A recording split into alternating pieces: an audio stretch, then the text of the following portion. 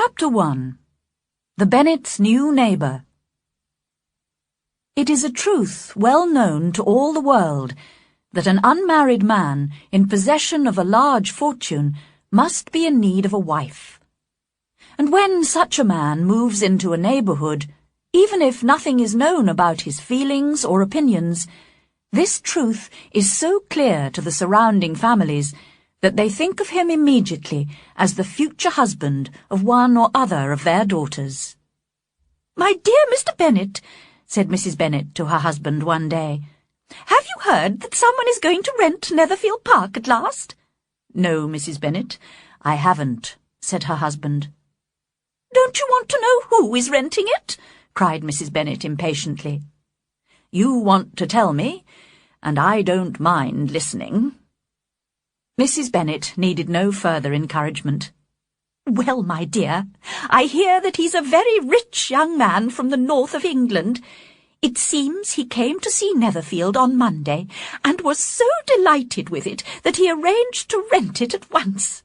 Of course, it is the finest house in the area, with the largest gardens. His servants will be here by the end of the week, and he will be arriving soon afterwards." "What is his name?" asked Mr. Bennet. "Bingley." "Is he married or single?" "Oh, single, my dear, of course. A single man of large fortune. He has an income of £4,000 or £5,000 a year. How wonderful for our girls!" "Why? How can it affect them?" Mr. Bennet asked. "My dear Mr. Bennet," she replied, "how can you be so annoying? You must realize I'm thinking of his marrying one of our daughters." "Is that his purpose in coming to the area?" "His purpose? No, of course not. But it's very likely that he'll fall in love with one of them. And I want him to see the girls as soon as possible, before our other neighbours introduce themselves. So you must visit him as soon as he arrives." "I really don't see why I should," said Mr. Bennet. "You and the girls can visit him. Or perhaps you should send them by themselves. Yes, that might be better, as you're as attractive as any of them, and Mr. Bingley might like you best." "Oh, my dear, you flatter me," replied his wife.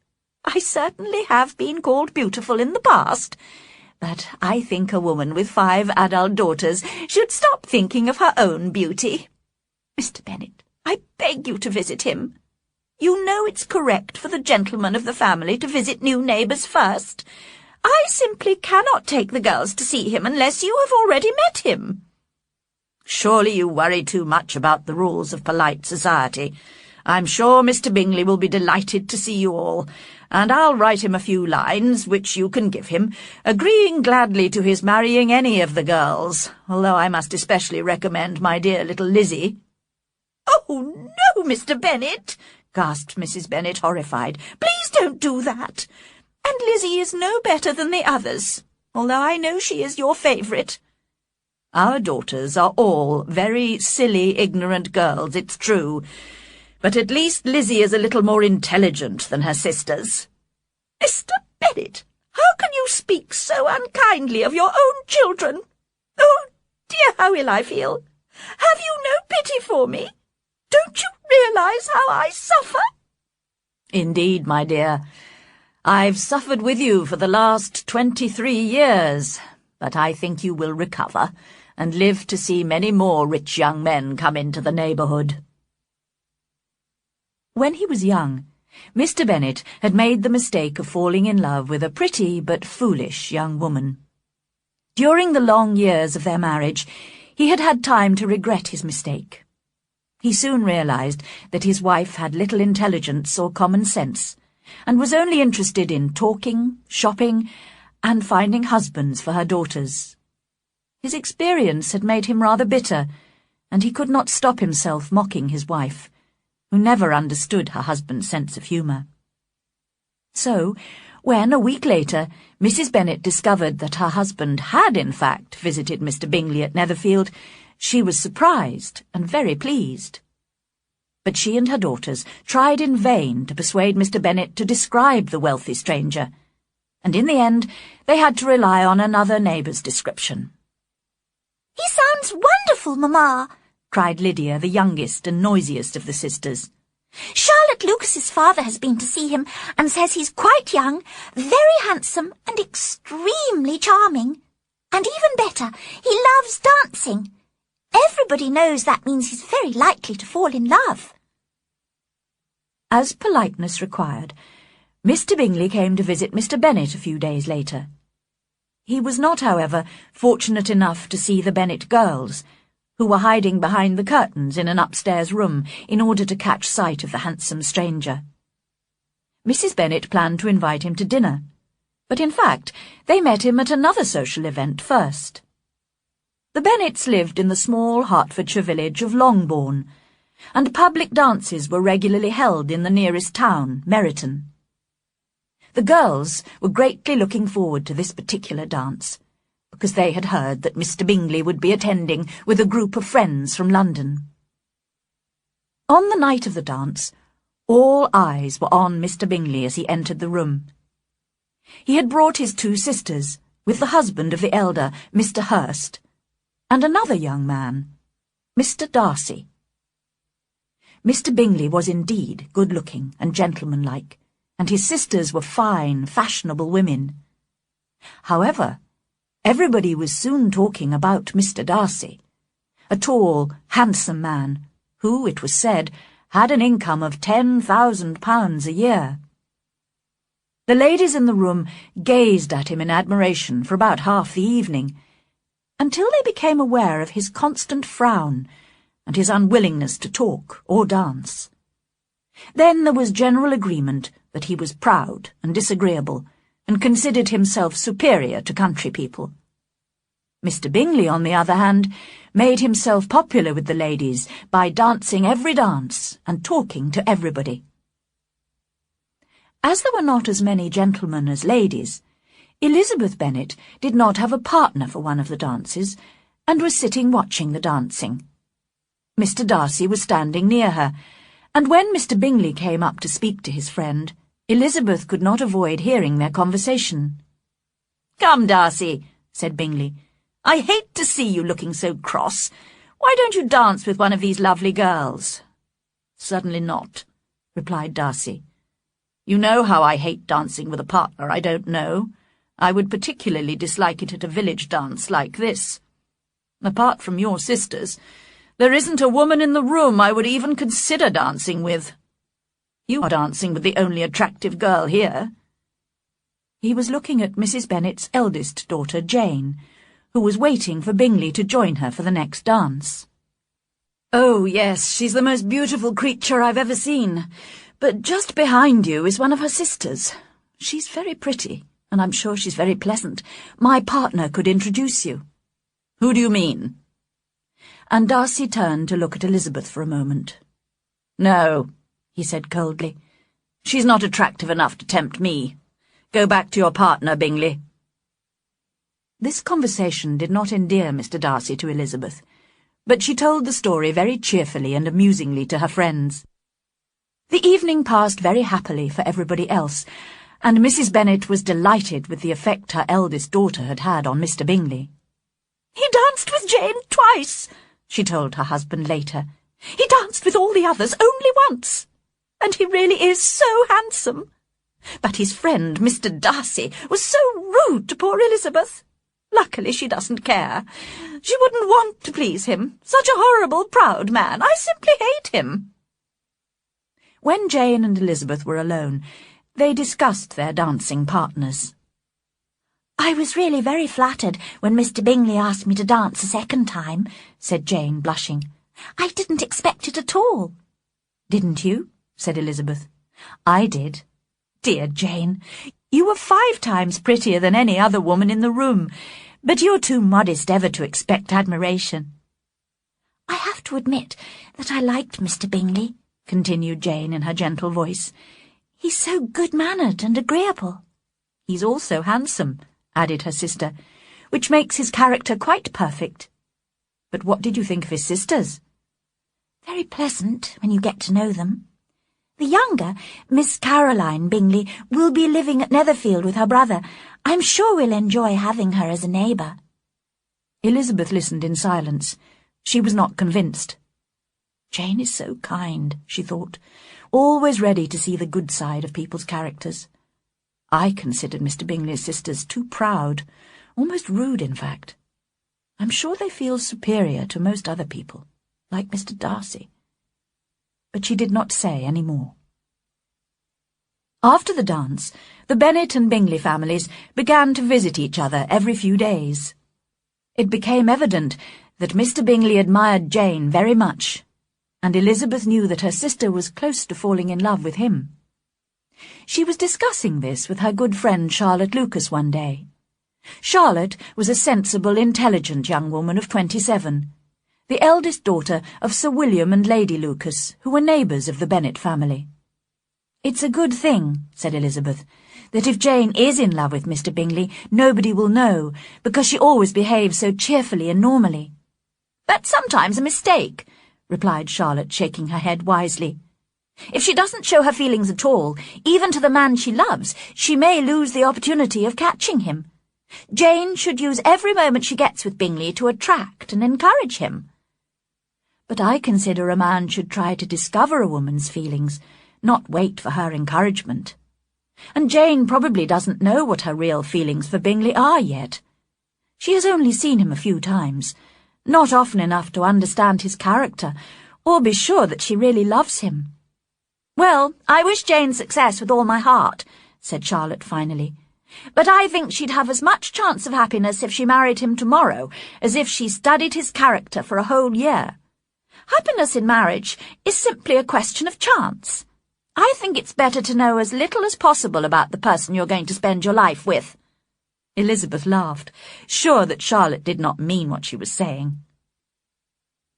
While observing Mr. Bingley's interest in Jane, however, Elizabeth had not noticed Mr. Darcy's interest in herself.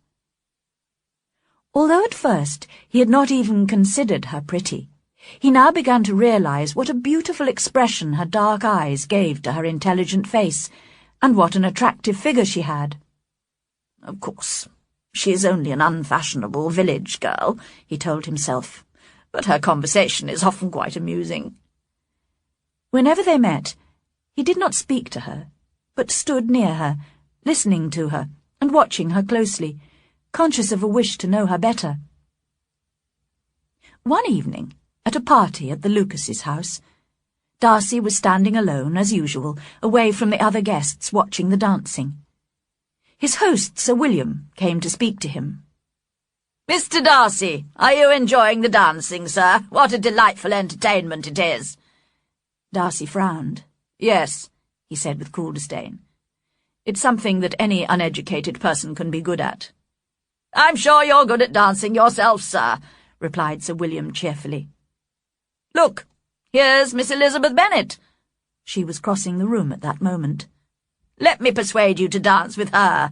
You cannot refuse to dance when so much beauty is in front of you." "Indeed, sir," replied Elizabeth quickly in some embarrassment. "I have no intention of dancing. You must excuse me." "Miss Bennet, please allow me the pleasure of dancing with you," said Mr. Darcy politely, holding out his hand. But with equal politeness, Elizabeth refused again, and turned away.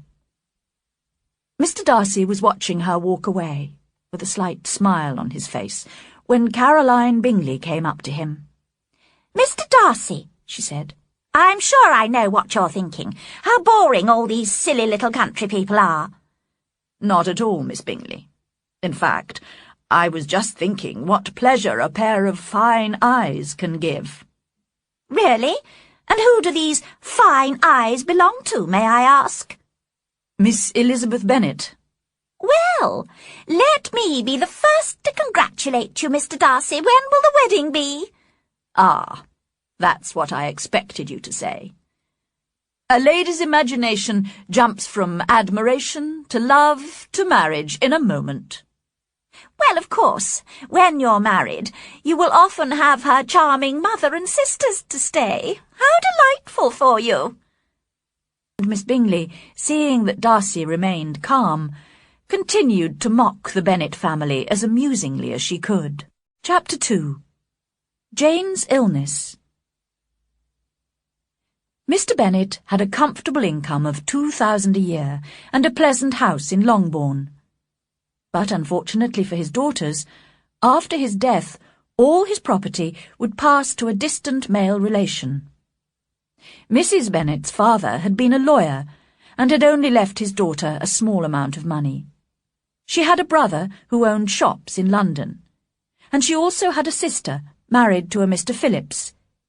He had been her father's clerk and now carried on his late employer's business. Mr. and Mrs. Phillips lived in Meryton, which was only a kilometre or so from the village of Longbourn. It was a most convenient distance for the Bennet girls, who were usually tempted there 3 or 4 times a week to visit their aunt or a dressmaker who lived opposite. The youngest daughters, Kitty and Lydia, were particularly regular visitors. Their minds were more vacant than their sisters', and if no better entertainment was available, a walk to Meryton always provided some amusement, as well as interesting local news from their aunt. The latest news, which delighted Kitty and Lydia, was that the regiment, which had recently arrived in Meryton, was to stay there for the whole winter. The 2 girls now visited their aunt every day, and as Mr. Phillips knew all the officers, Kitty and Lydia were soon introduced to them. At home, they could talk of nothing but officers and their handsome uniforms. Even Mr. Bingley's fortune now seemed hardly worth considering. After listening to their praise of the officers one morning, Mr. Bennet said coolly, "From what I can see, you must be 2 of the silliest girls in the country. I've suspected it for some time, but now I'm convinced."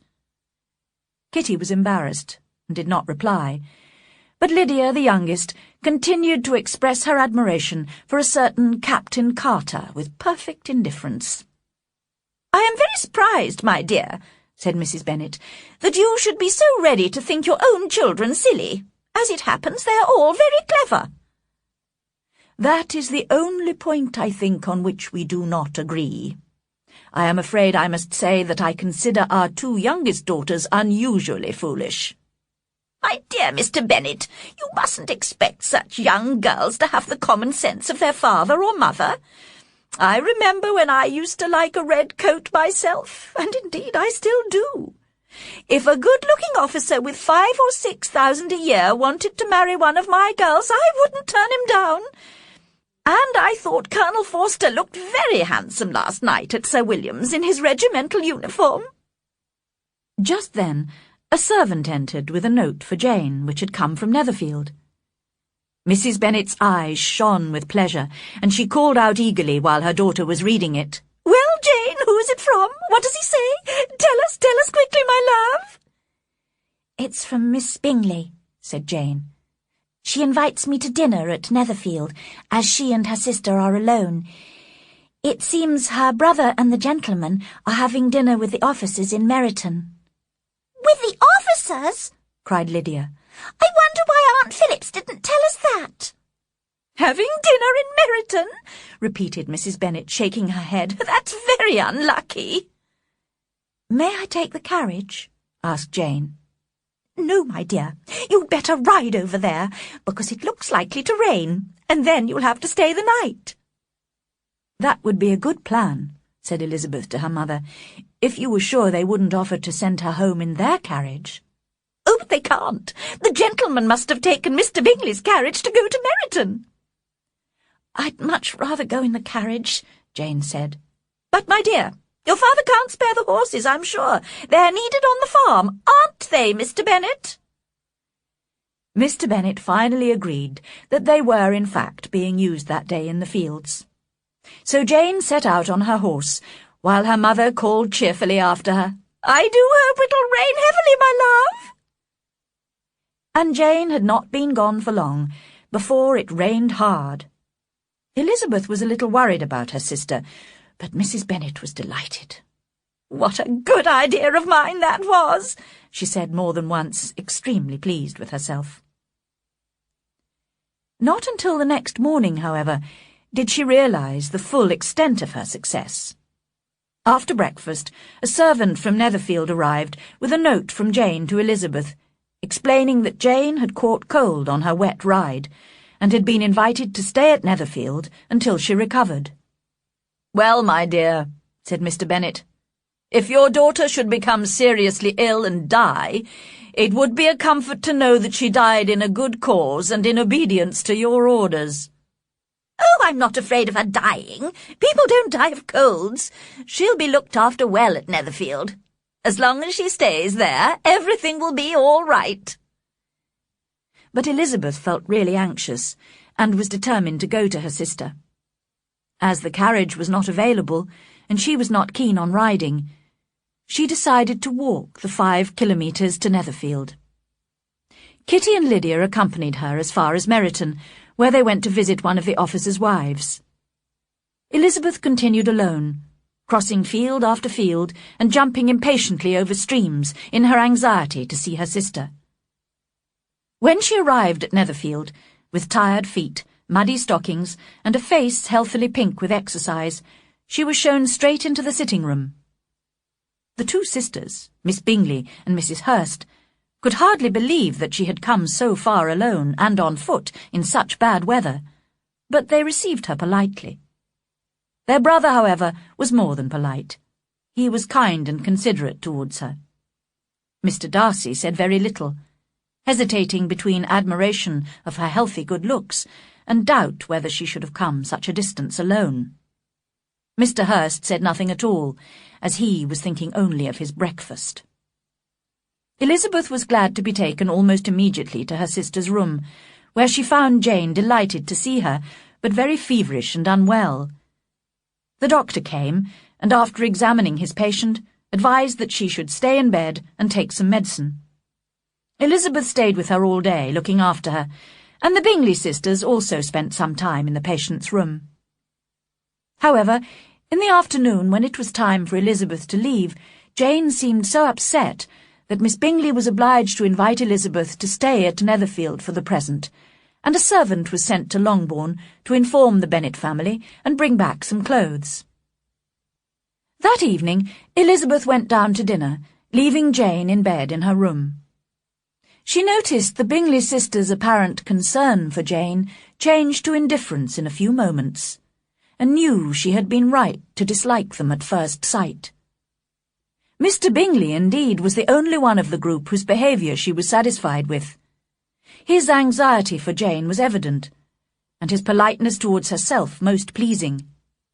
But the others, she felt, treated her as an unwelcome guest. Miss Bingley was concentrating all her attention on Mr. Darcy, and Mrs. Hurst also joined in their conversation, while Mr. Hurst was only interested in eating, drinking, and playing cards. When Elizabeth left the room after dinner to see if Jane needed anything, Miss Bingley at once began to criticise her. "What bad manners she has! She's both proud and lacking in politeness to her superiors. She has no conversation, no elegance, and no beauty."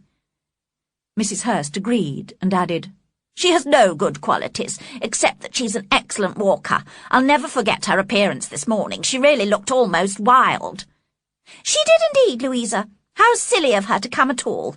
Why must she run around the countryside just because her sister has a cold? Her hair looked so untidy, and her dress simply covered in mud." "I must say," said Bingley, "I didn't notice any of that.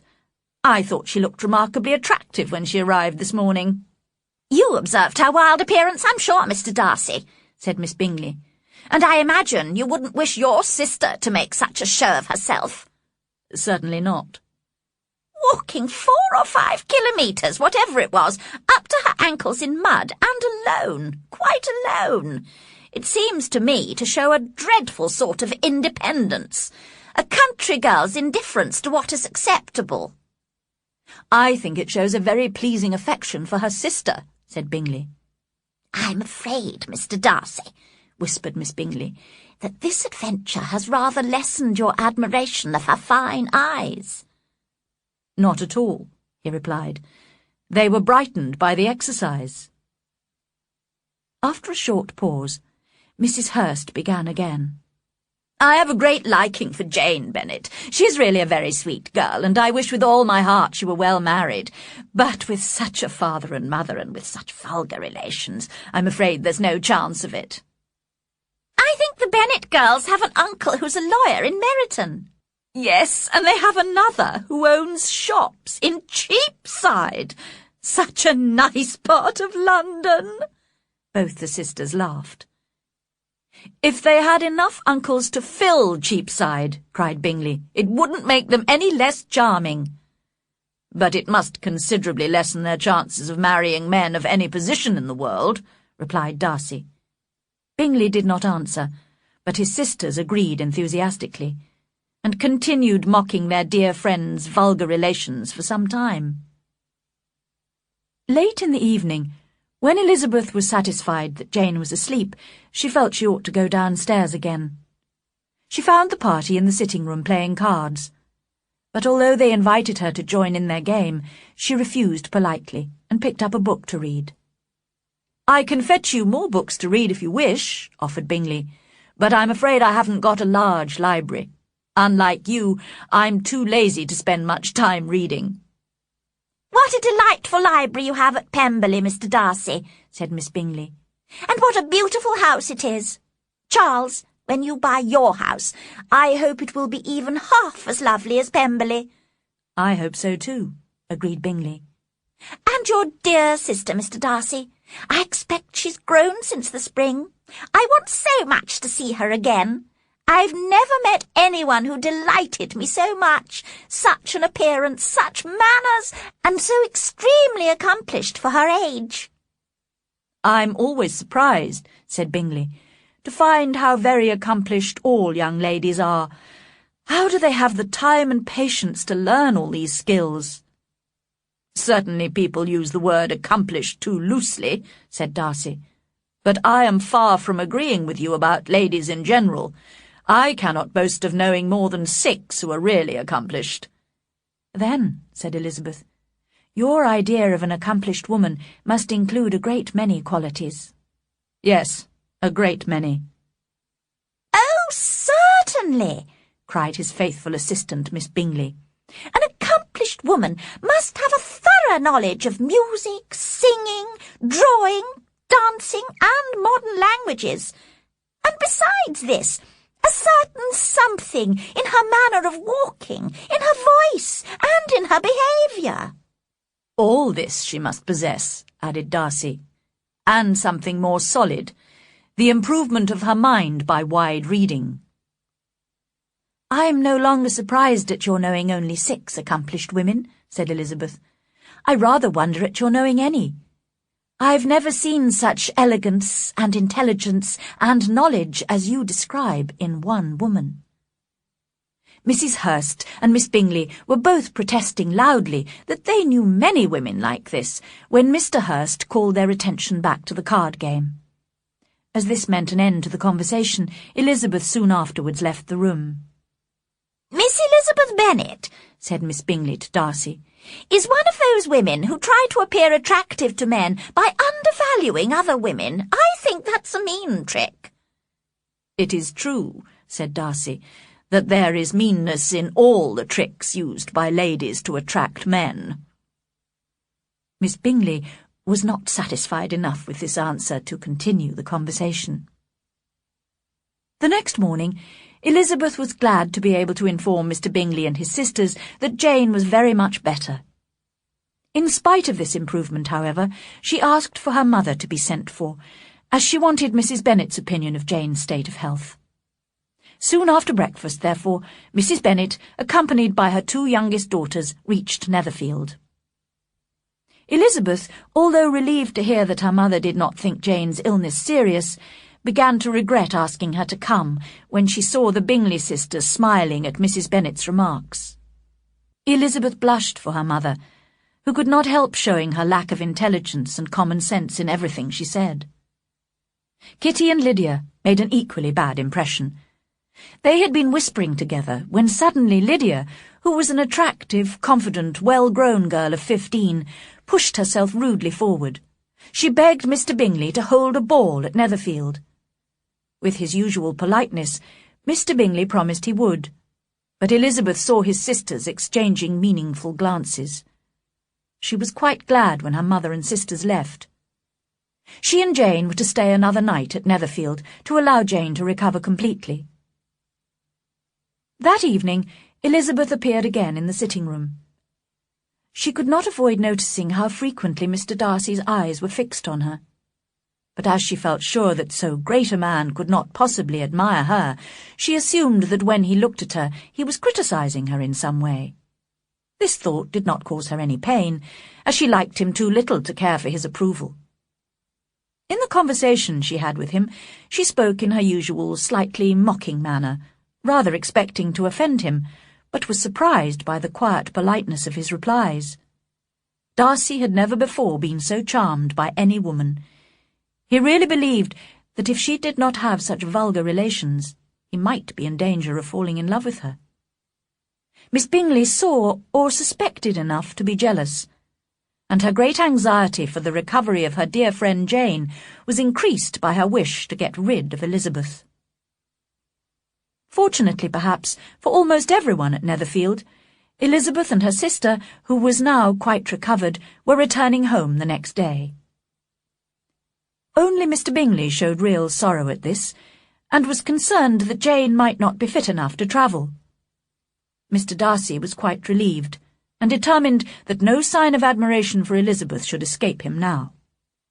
Miss Bingley's politeness to Elizabeth, as well as her affection for Jane, increased rapidly as the moment of departure approached, and she was able to say good-bye to them with many warm expressions of friendliness and a promise to visit them very soon. Mr. Bennet was glad to welcome his eldest daughters home again, as he had felt their absence from the family circle. But Mrs. Bennet, who had hoped they would stay much longer, was quite disappointed to see them come back in such a short time. Chapter 3. Mr. Collins visits Longbourn. "I hope, my dear," said Mr. Bennet to his wife at breakfast the next morning, "that you have told the cook to send up a good dinner today, as I am expecting a visitor." "Who is it, my dear? I know of nobody who is coming, unless Charlotte Lucas happens to call in, and I hope my dinners are good enough for her." "The person I'm talking about is a gentleman and a stranger." Mrs. Bennet's eyes shone with excitement. "It's Mr. Bingley, I'm sure. Why, Jane, you never mentioned it. Well, I'll be extremely glad to see him. Lydia, my love, ring the bell. I must speak to the cook at once." "It is not Mr. Bingley," said her husband. "It's a person whom I have never seen before." This caused general astonishment, and he had the pleasure of being eagerly questioned by his wife and 5 daughters all at the same time. Having amused himself for some time with their curiosity, he finally explained. "I have recently received a letter from my cousin, Mr. Collins, who, as you know, will inherit all my property when I die, and may throw you out of this house as soon as he wants." "Oh, my dear," cried his wife, "please don't mention that hateful man. It's the hardest thing in the world to accept the fact that your property is not left to your own children, and I'm sure, if I were you, I'd have tried to do something about it." Jane and Elizabeth tried to explain the legal situation to her again. They had often attempted to do this before, but it was a matter which Mrs. Bennet refused to understand, and she continued to complain bitterly about Mr. Collins. "It certainly is most unjust," agreed Mr. Bennet, "and nothing can clear Mr. Collins from the guilt of inheriting this house. But if you listen while I read his letter to you, you may perhaps be a little softened by his manner of expressing himself." He read aloud the following letter. "Dear Sir, the disagreement between you and my late respected father always worried me, and since his death I have frequently wished to improve the relationship between our families. After a long period of study and training, I have recently become a priest, and have been fortunate enough to gain the patronage of Lady Catherine de Burgh, widow of Sir Louis de Burgh. This generous lady has given me the post of rector at Hunsford, which was luckily vacant. Hunsford is the village near her own large country house in Kent. Here I carry out the duties of my profession whenever necessary, and I take great care to behave at all times with grateful respect towards her ladyship. As a priest, moreover, I feel it my duty to encourage all families in my area of influence to live peacefully. Because of this, I flatter myself that I am acting correctly in offering you my friendship. I am, of course, concerned that when I eventually inherit all your property, your daughters will doubtless be very poor, and I do apologize for this. I promise you I am ready to make amends in every possible way, but more about this later. If you do not object, I propose to visit you and your family on Monday, November the 18th at 4 o'clock, and shall probably stay until the following Saturday week. This will cause me no inconvenience at all, as Lady Catherine is far from objecting to my occasional absence from my duties. I remain, dear sir, with respectful good wishes to your lady and your daughters, your friend, William Collins. So, we can expect this peacemaking gentleman at 4 o'clock today, said Mr. Bennet as he folded up the letter. He appears to be a most polite and serious young man. How considerate of Lady Catherine to allow him to visit us. Well, if he is ready to make amends to the girls in some way, I shall certainly not discourage him, said Mrs. Bennet. Although it's difficult, said Jane, to guess how he intends to do that. It's good of him to want to help us. I think he's peculiar, said Elizabeth. He sounds too pleased with himself, and he speaks so politely of Lady Catherine. And why does he apologize for inheriting father's property in future? We know it's not his fault. Can he be a sensible man, sir? She added, turning to Mr. Bennet. No, my dear, I think not. I have great hopes of finding him quite the opposite. There is a mixture of servility and self-importance in his letter which promises to be entertaining. I am impatient to see him.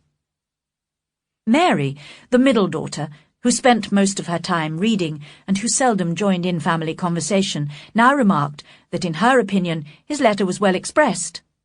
But Kitty and Lydia did not show any interest in the letter or its writer. As it was highly unlikely that their cousin would arrive in a regimental uniform, they could not imagine having any pleasure in meeting him. Their mother, however, had changed her attitude towards Mr. Collins after his letter, and was now preparing to meet him with such calmness that it astonished her husband and daughters. Mr. Collins arrived punctually, and was received with great politeness by the whole family. Mr. Bennet indeed said little, but the ladies were ready enough to talk, and Mr. Collins did not seem in need of encouragement. He was a tall, heavy-looking young man of 25. His expression was serious, and his manners very formal. Soon after his arrival, he said to Mrs. Bennet, "Madam, I must compliment you on having such a fine family of daughters. I had heard much of their beauty, but I find them even more beautiful than reports have stated. I do not doubt you will see them all well married quite soon." Mrs. Bennet never quarrelled with compliments, and she answered, "You are very kind, sir, and indeed I do hope so, because otherwise they'll have nothing at all to live on." "You refer, perhaps, to my inheriting the Bennet property?" "Ah, yes, sir, I do. You must confess it is a sad business for my poor girls." "I am very aware, madam, of the hardship to your lovely daughters, and could say more about this, but I am cautious of saying too much too soon. But I would like to say that I have come prepared to admire the young ladies, and perhaps when we know each other better—" The bell rang for dinner, and the family moved into the dining-room with their guest. The girls smiled secretly at each other as Mr. Collins praised the hall, the dining-room, and all the furniture. Mrs. Bennet would normally have been delighted with such praise, but she could not help thinking that he was perhaps admiring it all as his future property. The dinner, too, he considered excellent, and he asked which of his charming cousins was responsible for it. But Mrs. Bennet explained quite sharply to him that they were very well able to afford a good cook, and that her daughters had nothing to do in the kitchen.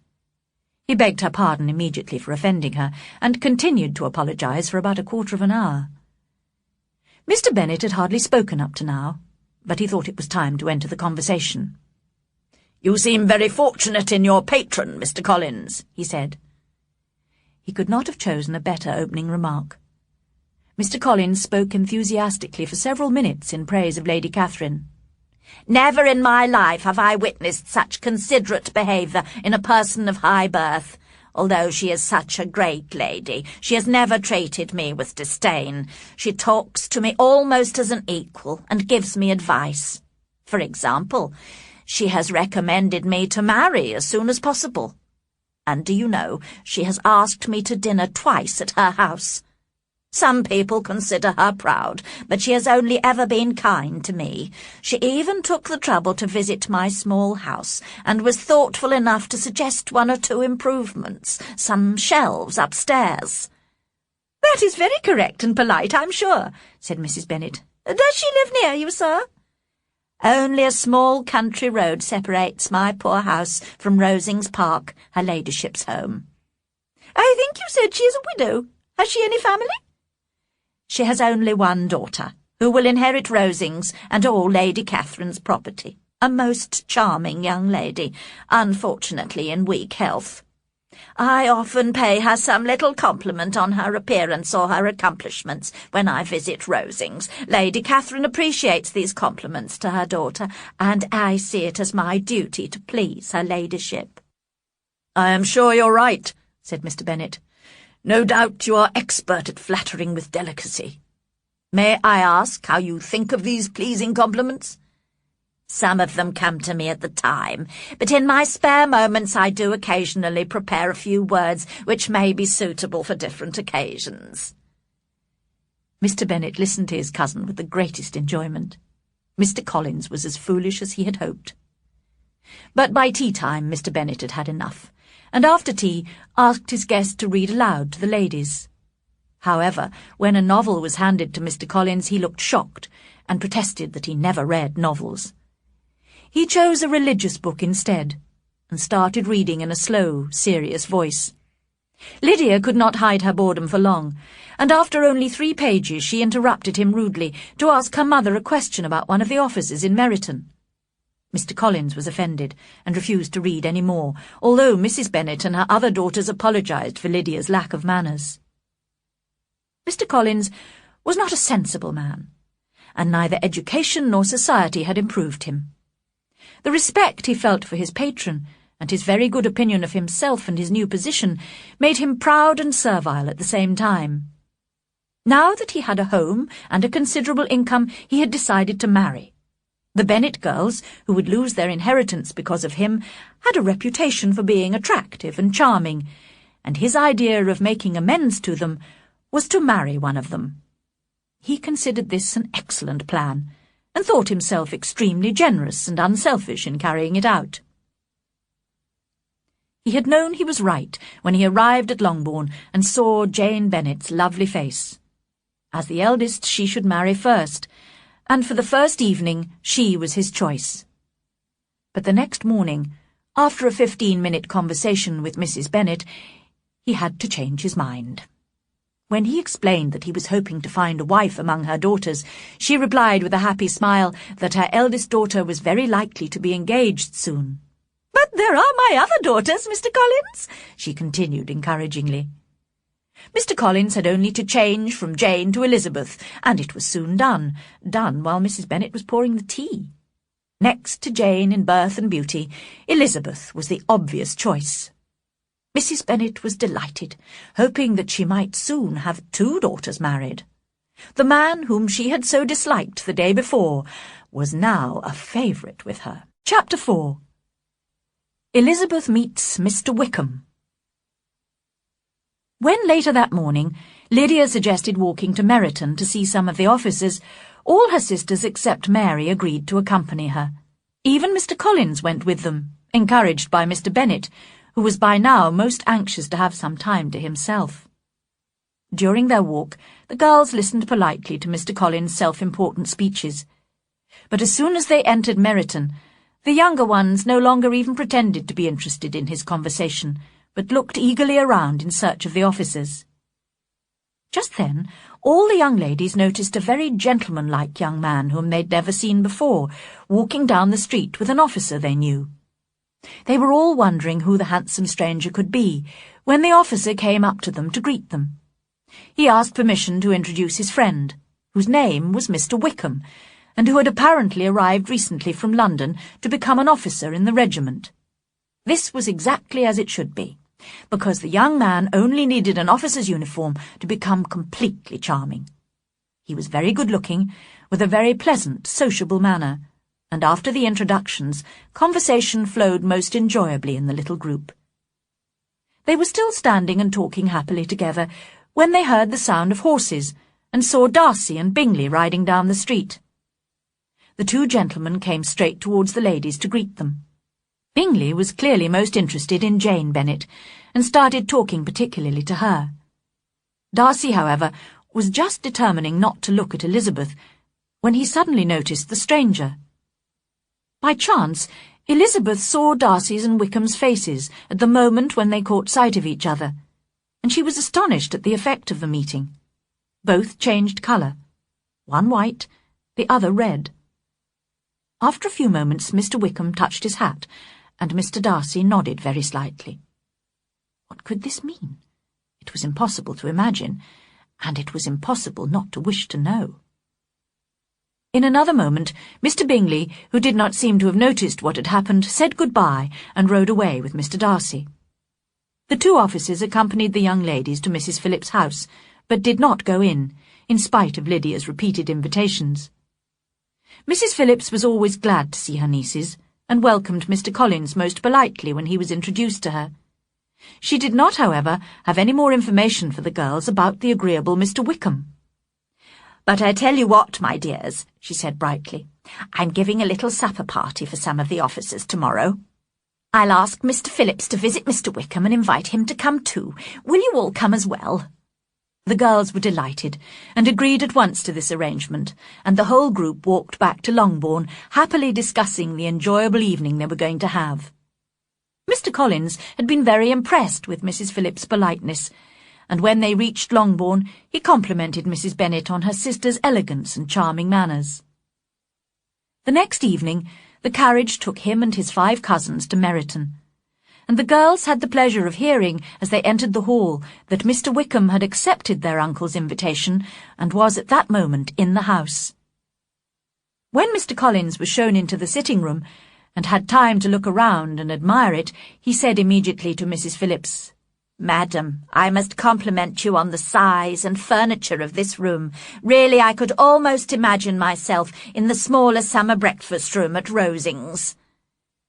This remark did not at first please his hostess very much, but when she heard from him what Rosings was, and who its owner was, and how much Lady Catherine's furniture cost, she realized what a great compliment it was.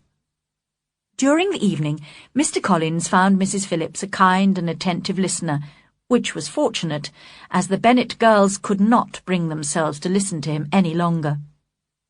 All the ladies were impatient to see Mr. Wickham, and when he came into the room, he appeared far more charming and gentlemanly than any of the officers present. He was the lucky man towards whom almost every female eye turned, and Elizabeth was the lucky woman beside whom he finally took his seat. His pleasant way of making conversation made her feel that he could talk interestingly about anything. As he did not play cards, which some of the party were doing, he stayed talking to Elizabeth for a large part of the evening. She hoped he would tell her how he knew Mr. Darcy, but she dared not mention that gentleman. Luckily, however, Mr. Wickham himself began to talk about it, although in a rather hesitating manner. "Netherfield is quite near Meryton, I suppose. How long has Mr. Darcy been staying there?" "He has been there about a month," replied Elizabeth. Unwilling to let the matter drop, she added, "He is a man of very large property in Derbyshire, I understand." "Yes," replied Wickham. "His income is 10,000 a year at least. I know more about him than most people, as I've been closely connected with his family since childhood." Elizabeth could only look surprised. "You might well be surprised, Miss Bennet, at my saying that, after noticing, as you probably did, the very cold manner of our meeting yesterday. Do you know Mr. Darcy well?" "As well as I ever wished to," cried Elizabeth. "I've spent 4 days in the same house as him, and I consider him very disagreeable." "I've known him too long and too well to judge fairly whether he's disagreeable or not, but I believe most people would be astonished by your opinion." "He is not at all liked here in Hertfordshire. Everybody is disgusted with his pride. You won't find him praised by anyone. I can't pretend to be sorry that he is valued as he deserves, but with him I believe it doesn't often happen. The world is blinded by his fortune and importance, or frightened by his proud behaviour, and sees him only as he chooses to be seen. After a pause, Wickham added, I wonder if he's likely to stay at Netherfield much longer. I don't know at all, but I hope his presence won't stop you becoming an officer in the regiment here. Oh, no, I won't be driven away by Mr. Darcy. If he wishes to avoid seeing me, he must go. The reason I have for avoiding him is one I could easily make public to the whole world. He has treated me very badly. His late father, Miss Bennet, was one of the best men who ever lived, and the most faithful friend I ever had. And whenever I'm with this Mr. Darcy, I think of his father with the most painful regret. Mr. Darcy has behaved wickedly towards me, but I could forgive him anything except the insult to his father's memory. Elizabeth was fascinated and listened eagerly, but did not like to ask any questions. Mr. Wickham began to speak more generally about Meryton and the charming people he had met there. In fact, that's why I was tempted to join the regiment. I'd heard that Meryton society is most agreeable. Society, I confess, is necessary to me. I have been a disappointed man, you see. I did not intend to join the army at all. The church ought to have been my profession, and I should at this moment have a comfortable income as a Derbyshire rector, if the gentleman we were speaking of just now had wished it. Indeed? Yes. Mr. Darcy's father had always been very fond of me, and intended to give me the post of rector of Pemberley.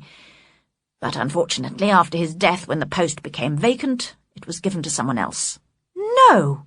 Cried Elizabeth, horrified. But how could that happen? Why didn't you get legal advice and claim what was rightfully yours? Mr. Darcy's father had not stated his wish in writing. A man of honour could not have doubted his intention, but Mr. Darcy chose to treat it as a recommendation only. I really cannot accuse myself of having done anything to deserve to lose the post. The fact is, he hates me. I think he was jealous of his father's affection for me, which annoyed him from the beginning. This is very shocking. I hadn't thought Mr. Darcy as bad as this, although I've never liked him.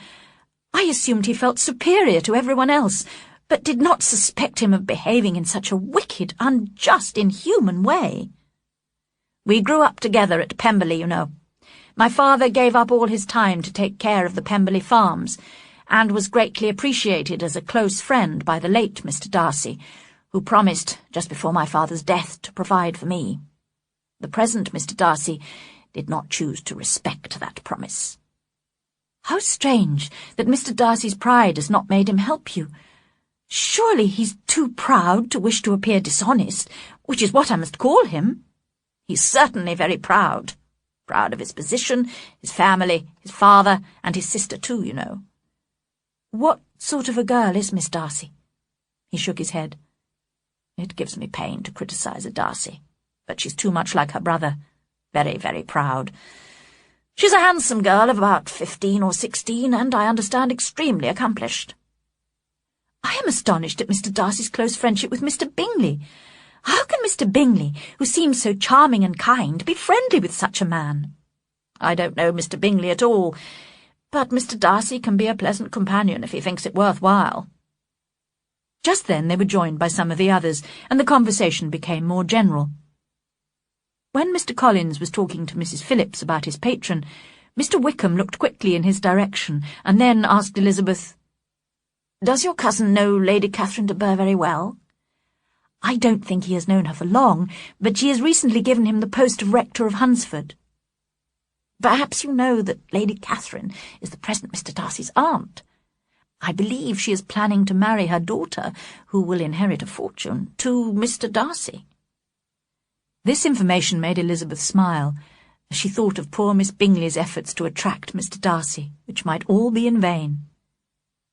The supper party came to an end, and Elizabeth went away with her head full of Mr. Wickham. She could think of nothing but him and what he had told her all the way home. The next day, she told Jane everything she had discussed with Mr. Wickham. Jane listened with astonishment and concern.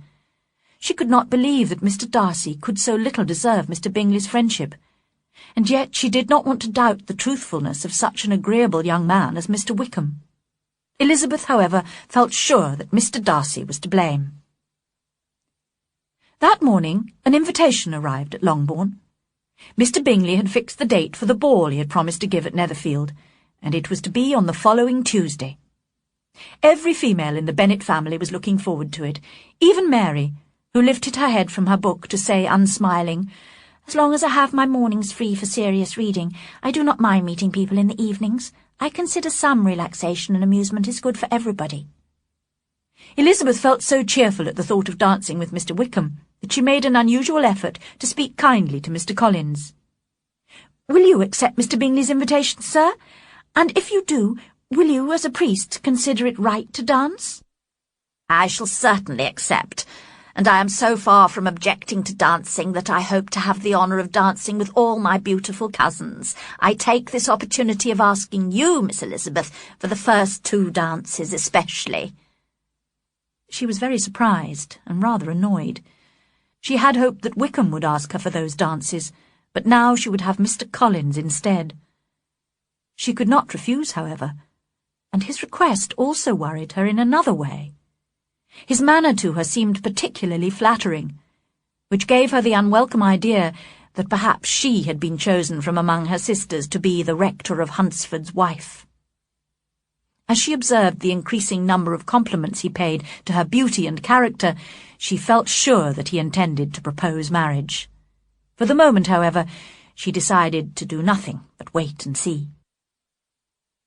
On Tuesday evening, when Elizabeth entered the hall at Netherfield and looked in vain for Mr. Wickham among the red coats gathered there, she was surprised and disappointed to see he was not present. She had never doubted he would come, and had dressed with more than her usual care, looking forward to winning his heart, which she knew was already partly hers. But she immediately suspected that Darcy had persuaded Bingley not to invite Wickham, and although she discovered from one of the officers that in fact Wickham had been invited, but had been called away on business, she felt sure Wickham had wanted to avoid meeting Darcy, and blamed Darcy for this. As a result, when Darcy greeted her, she was so annoyed with him that she could hardly reply politely. But she soon became more cheerful, and determined to enjoy the ball in spite of Wickham's absence. Unfortunately, the first 2 dances with Mr. Collins were painfully embarrassing, as her cousin had no idea how to dance and moved extremely awkwardly. She was relieved to leave him, and have the 3rd dance with an officer, who gave her great pleasure by talking about Wickham and his popularity in the regiment. After this, she was very surprised to be approached by Mr. Darcy and invited to dance. She was so astonished, in fact, that she accepted him without thinking, and found herself standing opposite him on the dance-floor. "What an honour for me to be allowed to dance with Mr. Darcy," she thought. They danced for some time in silence, and then she made a remark. He replied, and was silent again. After a pause, she spoke again. "Now you must say something, Mr. Darcy. You could remark on the size of the room, or the number of couples." He smiled. "I'll say whatever you wish me to say." "Very well. That reply will do for the moment. Perhaps soon I'll observe that private balls are much pleasanter than public ones, but now we can be silent. Conversation needs to be arranged in this way so that those people who don't enjoy talking are not required to make any effort." "Are you referring to yourself, or are you thinking of me?" "Both," said Elizabeth, smiling, "because I think you and I are similar. We're both unsociable and unwilling to speak, unless we can astonish and impress the whole room." "I am sure you aren't like that," he answered. "I cannot say whether I am or not. You obviously think so." She said nothing. "Do you and your sisters often go to Meryton?" he continued. "We do," she replied, and unable to resist the temptation, she added, "When you met us there last week, we had just been introduced to someone." The effect was immediate. There was a new coldness in Darcy's expression. After a moment he said with difficulty, "Mr. Wickham is so agreeable that he makes friends easily. Whether he can keep them is less certain." "He has been unlucky enough to lose your friendship," replied Elizabeth sharply, and in a way which will cause him hardship all his life. Darcy did not reply to this, and there was only time for a little more conversation before the dance ended. Elizabeth went to find Jane, and listened with delight as she described her feelings for Bingley and her confidence in his affection for her. But apart from Jane, it seemed to Elizabeth that if her family had made an agreement to appear as stupid as possible during the ball, they could not have been more successful. First, Mr. Collins insisted on going to introduce himself to Mr. Darcy, the nephew of his respected patron, and was received very coldly. Then, during supper, Mrs. Bennet could not be prevented from talking very loudly to Lady Lucas about her great hopes of Jane's marriage to Bingley. Elizabeth blushed in embarrassment when she realised that the Bingley sisters and Mr. Darcy were able to hear. Finally, when some music was required, Mary Bennet went confidently to the piano and sang and played several songs, all rather badly. The rest of the evening brought Elizabeth little amusement. She could not even go and talk to people she knew, as Mr. Collins seemed determined to stay close by her side all evening. Fortunately, her good friend Charlotte Lucas occasionally gave her some relief by kindly listening to some of Mr. Collins' long speeches. At least Elizabeth did not have to talk to Mr. Darcy any more. He often stood near her, quite alone, but did not come close enough to speak. At the end of the evening, it was obvious to Elizabeth that although her family had greatly enjoyed the ball, the Bingley sisters were eager for these particular guests to leave. Mr. Collins, however, was enthusiastic in his praise of the Bingleys' hospitality, and Mrs. Bennet invited the whole Bingley family to visit Longbourn as soon as possible. She was feeling very satisfied, convinced that in 3 or 4 months Jane would be married to Bingley. She was also sure that Elizabeth would marry Mr. Collins. This was a good enough marriage for Elizabeth, who was her least favourite daughter, but not nearly as impressive as Jane's marriage to Bingley. Chapter 5. Mr. Collins proposes twice. At Longbourn the next day, soon after breakfast, Mr. Collins asked Mrs. Bennet for permission to speak privately to Elizabeth. Mrs. Bennet was delighted, and hurried the other girls out of the room so that Elizabeth and Mr. Collins were left alone together.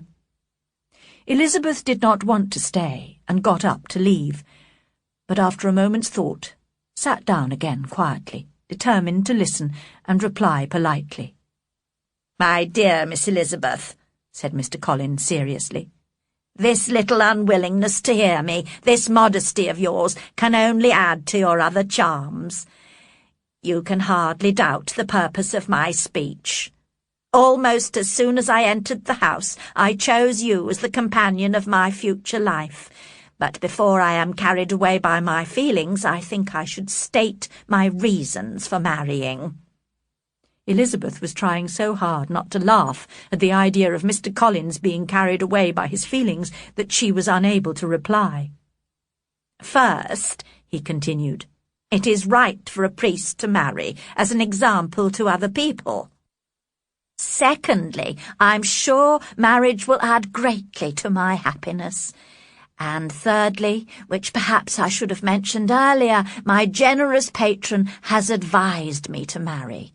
Find an active, useful sort of person, she told me, a woman who can make a small income go a long way. Bring her to Hunsford as your wife, and I'll visit her. So I decided to choose a wife from among my Bennet cousins to lessen the loss to the family when the sad event of your father's death takes place. I flatter myself that you will appreciate my motives. And now, nothing remains but to convince you of the violence of my affection. I am quite indifferent to the fact that you bring little money with you into our marriage, and promise you that I shall make no ungenerous reference to this after we are married." It was absolutely necessary to interrupt him now. "Sir, you forget I have given no answer. Accept my thanks for the compliment you are paying me, but it is impossible for me to accept your proposal." "Of course I understand," said Mr. Collins, "that young ladies often do not accept a proposal of marriage the first time. I am therefore not at all discouraged, and sincerely hope we shall be married soon." "Sir," cried Elizabeth, Your hope is rather extraordinary after what I've said. I am perfectly serious. You could not make me happy, and I'm convinced I'm the last woman in the world who would make you happy. And I'm sure that if Lady Catherine knew me, she would find me poorly qualified for the situation." "If I knew Lady Catherine thought so," began Mr. Collins, looking very worried, "but I cannot imagine she would disapprove of you, and when I have the honour of seeing her again, I shall certainly tell her how modest, economical, and practical you are." "Indeed, Mr. Collins, all praise of me will be unnecessary. Pay me the compliment of believing what I say. I hope you will be very happy and very rich, but I cannot accept your proposal." She got up and was going to leave the room, but Mr. Collins was speaking to her again. "I am far from accusing you of cruelty in refusing me, as I know it is the custom with elegant ladies in society to refuse a gentleman the first time. I hope to receive a more favourable answer next time I speak to you of marriage." "Really, Mr. Collins," cried Elizabeth with some warmth, "you do puzzle me. I do not know how to express my refusal so that it convinces you." "You must allow me to flatter myself, dear cousin, that you do not intend to refuse me for long. My situation in life, my connections with the de Bourgh family, and my relationship to your own, all make my proposal a very suitable one. And you should remember that in spite of your many admirable qualities, it is not certain that you will receive any other offer of marriage, as you have very little money of your own." "Sir, thank you again for the honour you have done me, but to accept your proposal is absolutely impossible. Can I speak plainer than that? Don't think of me as an elegant female, but as a thinking creature speaking the truth from her heart." "You are charming," he cried, "and I'm sure that when both your excellent parents agree, you will accept my proposal." Elizabeth did not reply, but left the room silently, determined to ask her father, if necessary, to make her refusal clear to the self-deceiving Mr. Collins. Mrs. Bennet had been waiting eagerly for the end of the interview, and when she saw Elizabeth leave the room, she hurried in to offer her congratulations to Mr. Collins.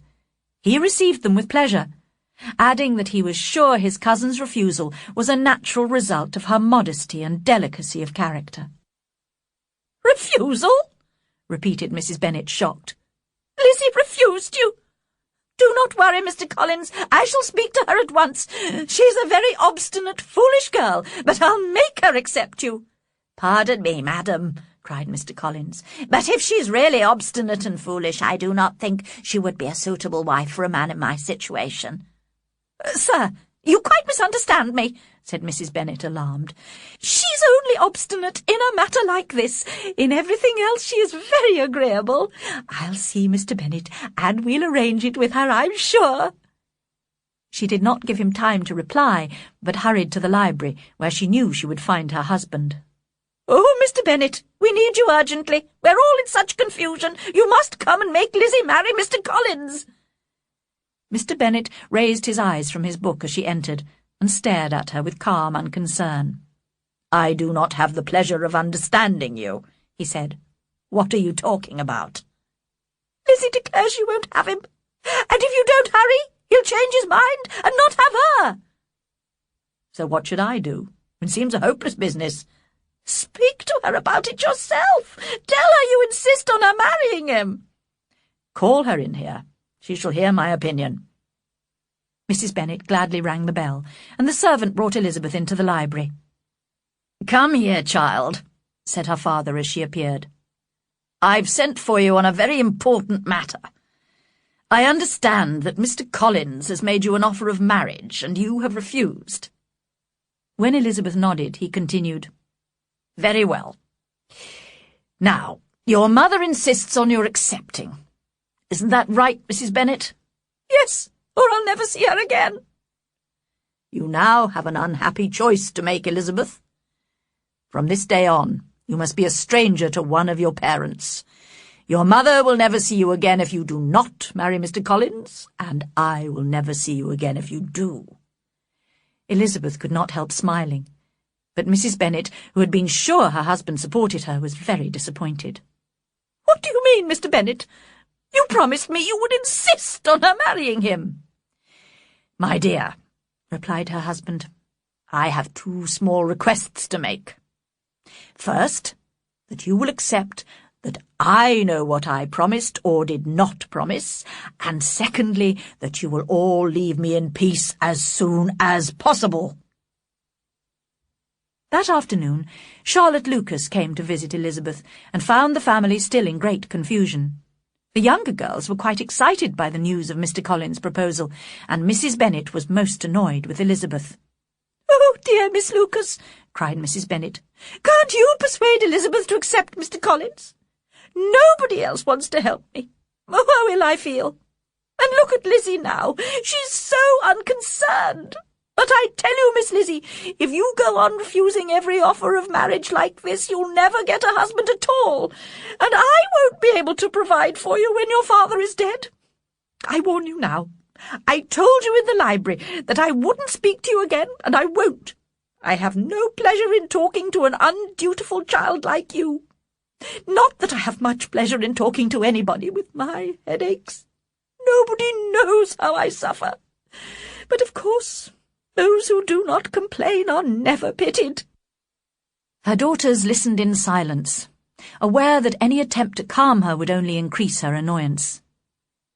Elizabeth, however, was determined not to marry Mr. Collins, and in the end Mrs. Bennet was obliged to accept that fact. When Mr. Collins realized that Elizabeth had meant what she said, his manner towards her became coldly and stiffly polite. His long speeches and flattering compliments were transferred for the rest of the day to kind Charlotte Lucas, who took on herself the trouble of listening to him, for which all the Bennets were very grateful. The next day, a letter was delivered to Jane from Netherfield. Elizabeth saw her sister's expression change as she read it, and when they were alone she asked about it. "It's from Caroline Bingley," said Jane, "and it has surprised me very much. The whole party have left Netherfield, and are on their way back to London, probably for the winter. They may not return to Netherfield at all.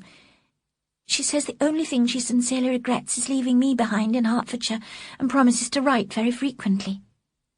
Elizabeth did not trust Miss Bingley's apparent affection for Jane. "I really don't think their departure matters very much," she said. "Mr. Bingley won't be kept in London by his sisters. I'm sure he'll be back at Netherfield soon." "But perhaps he prefers to stay in London, where many of his friends are. But I haven't told you everything yet. Let me read you the part which particularly hurts me. Mr. Darcy is impatient to see his sister, and we confess we are also eager to see her again. Nobody is more beautiful, elegant, or accomplished than Georgiana Darcy. Louisa and I have great affection for her, and hope one day to call her sister. My brother admires her very much. He will have frequent opportunities of seeing her, and although I am his sister, I must say I think he is most capable of winning any woman's heart. What do you think of this, dear Lizzie? Isn't it clear enough?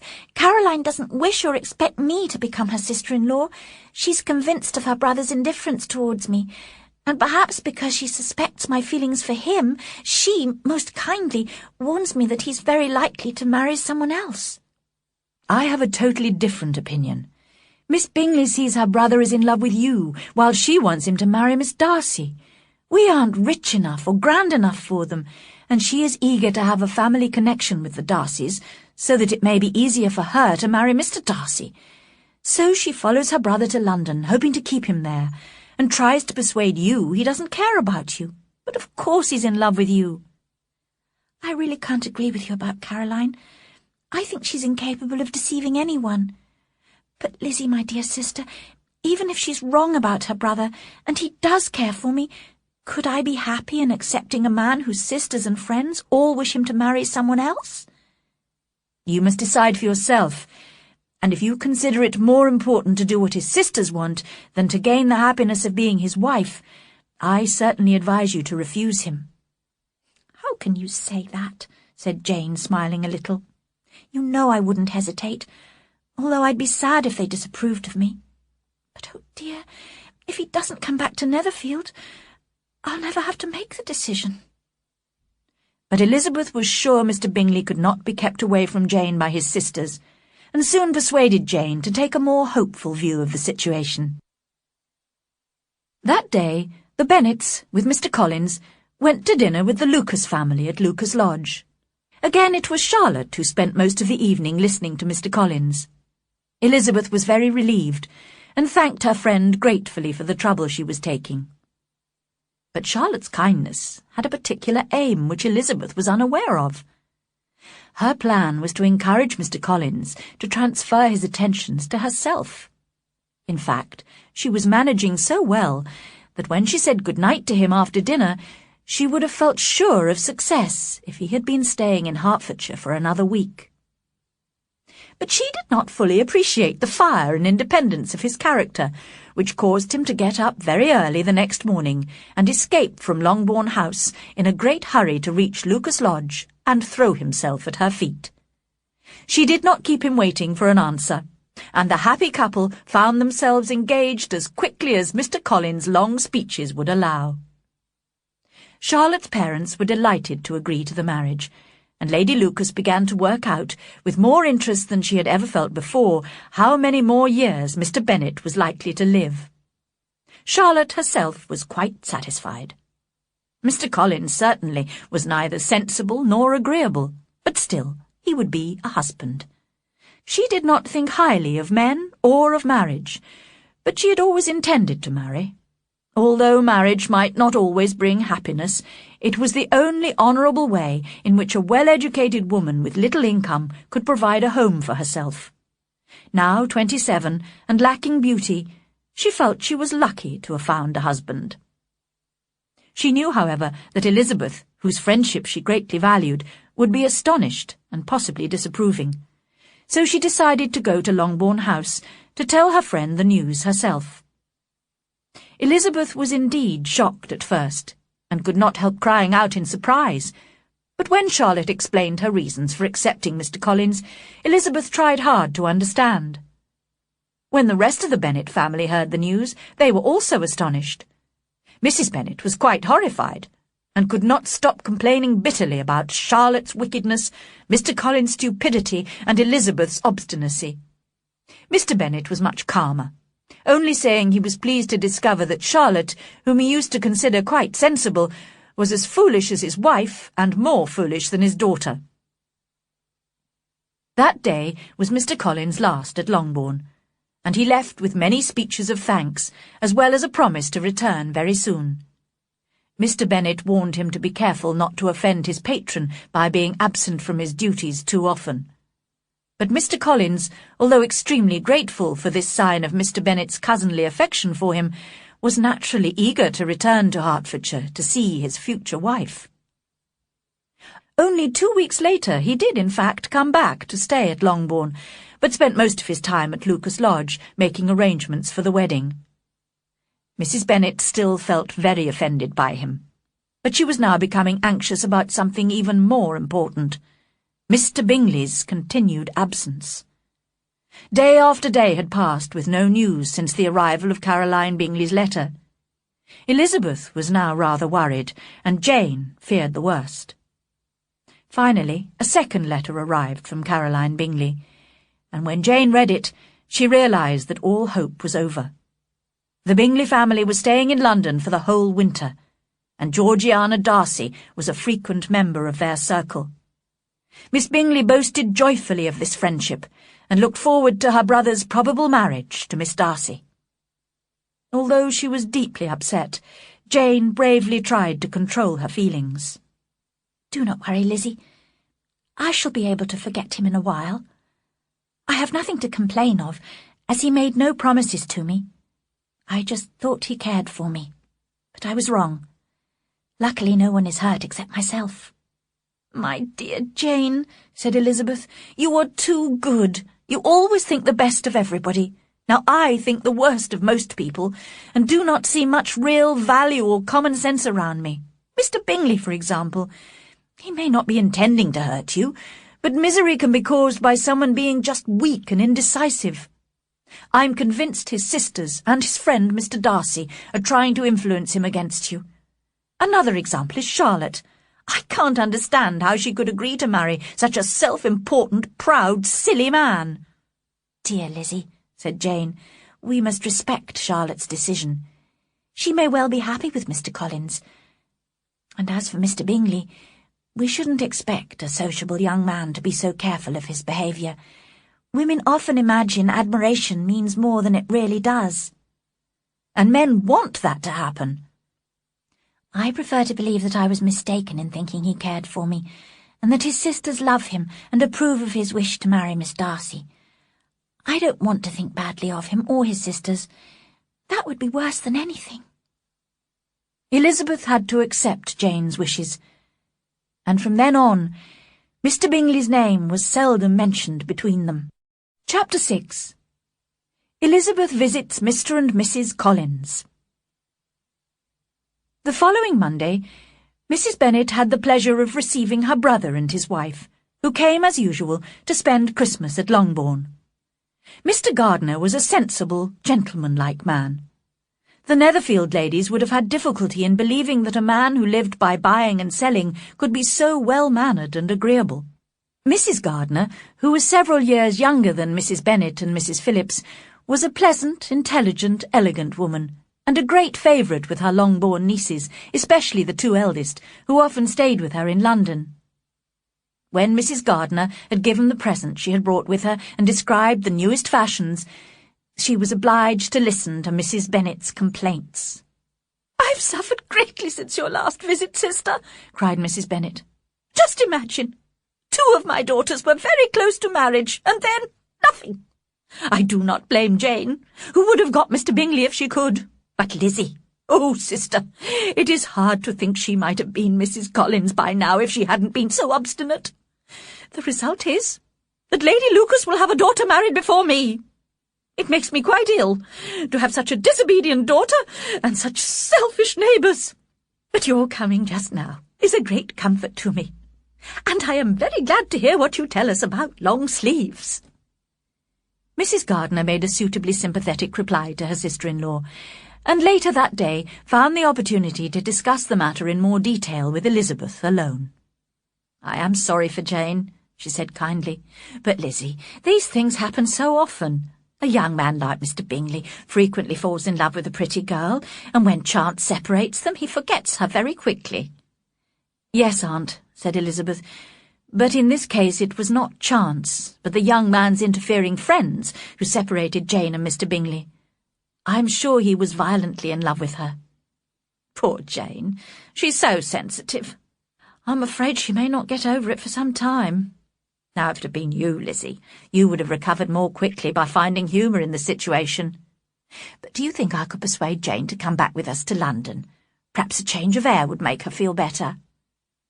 Elizabeth was extremely grateful to her aunt for this kind suggestion, and felt sure Jane would gladly agree. "I hope," added Mrs. Gardiner, "that she will not be influenced by the hope of seeing the young man.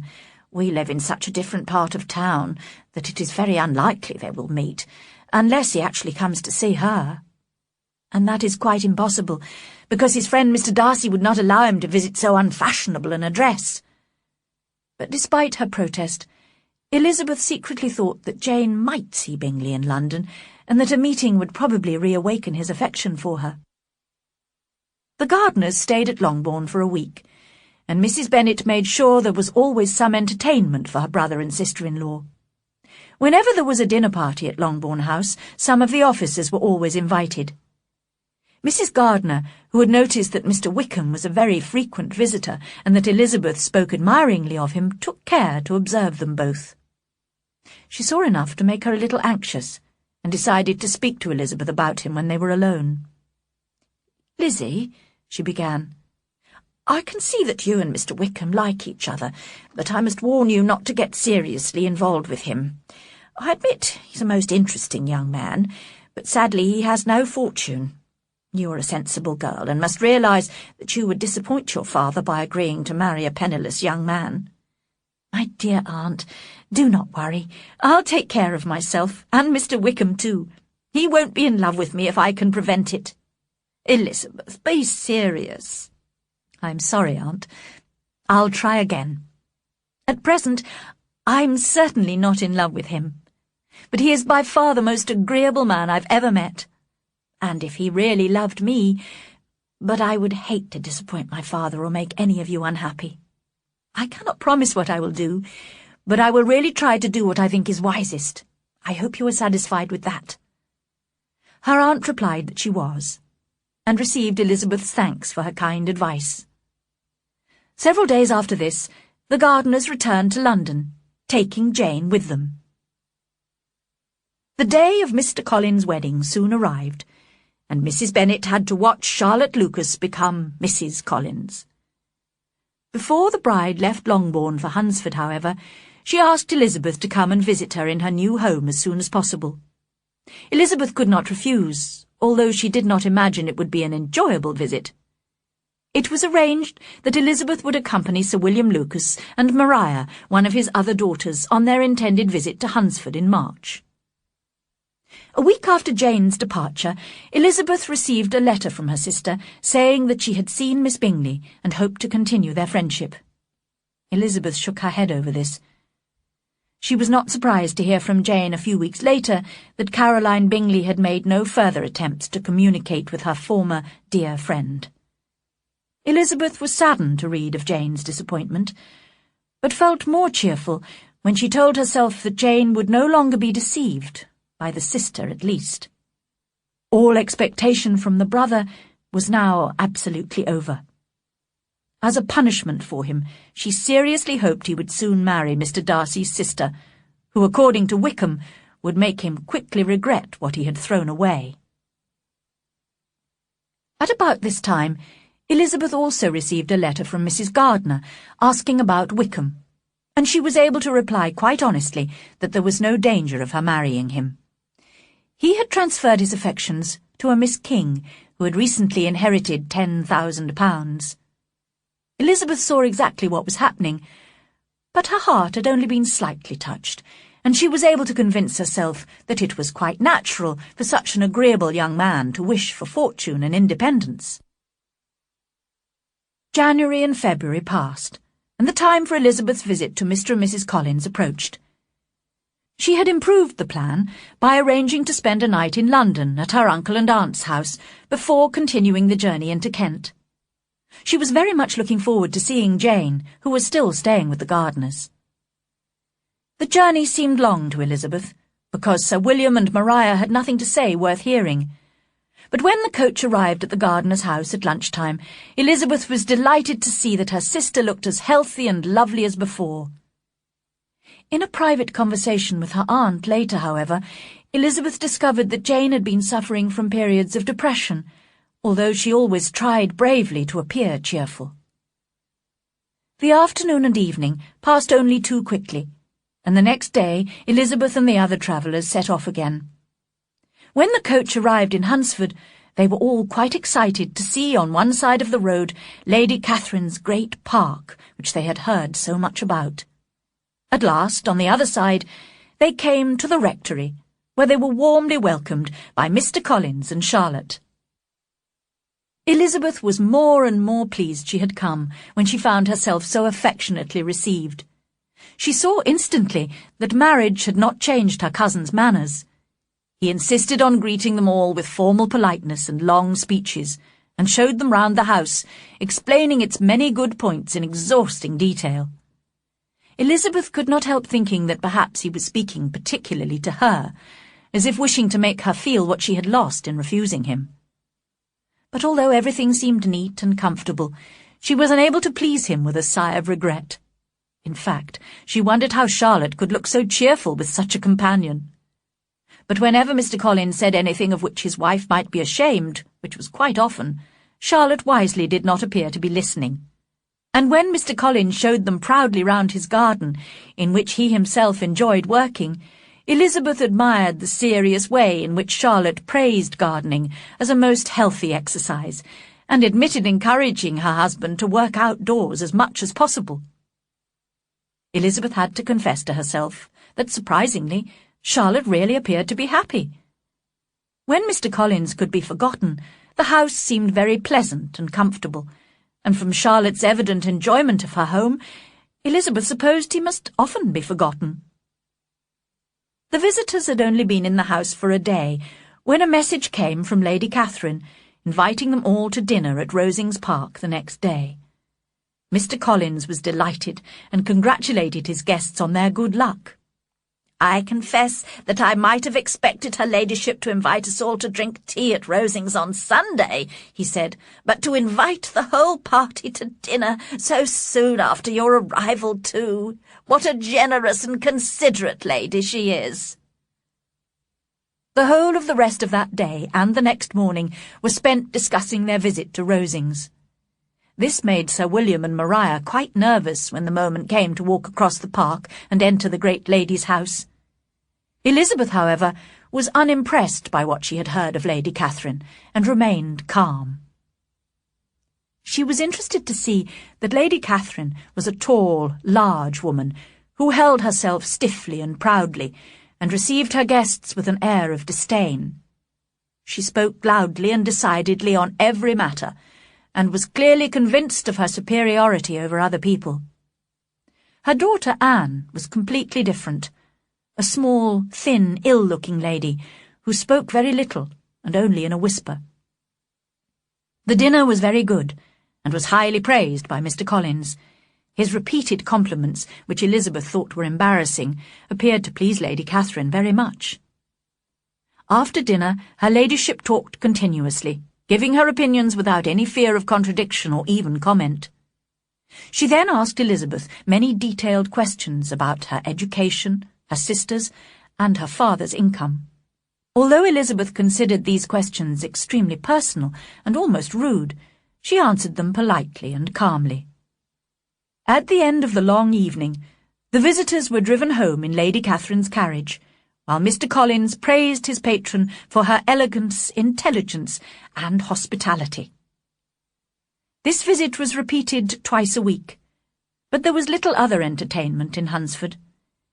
Elizabeth had pleasant conversations with Charlotte, or read books, or walked along a narrow path by Lady Catherine's park, which no one else seemed to use.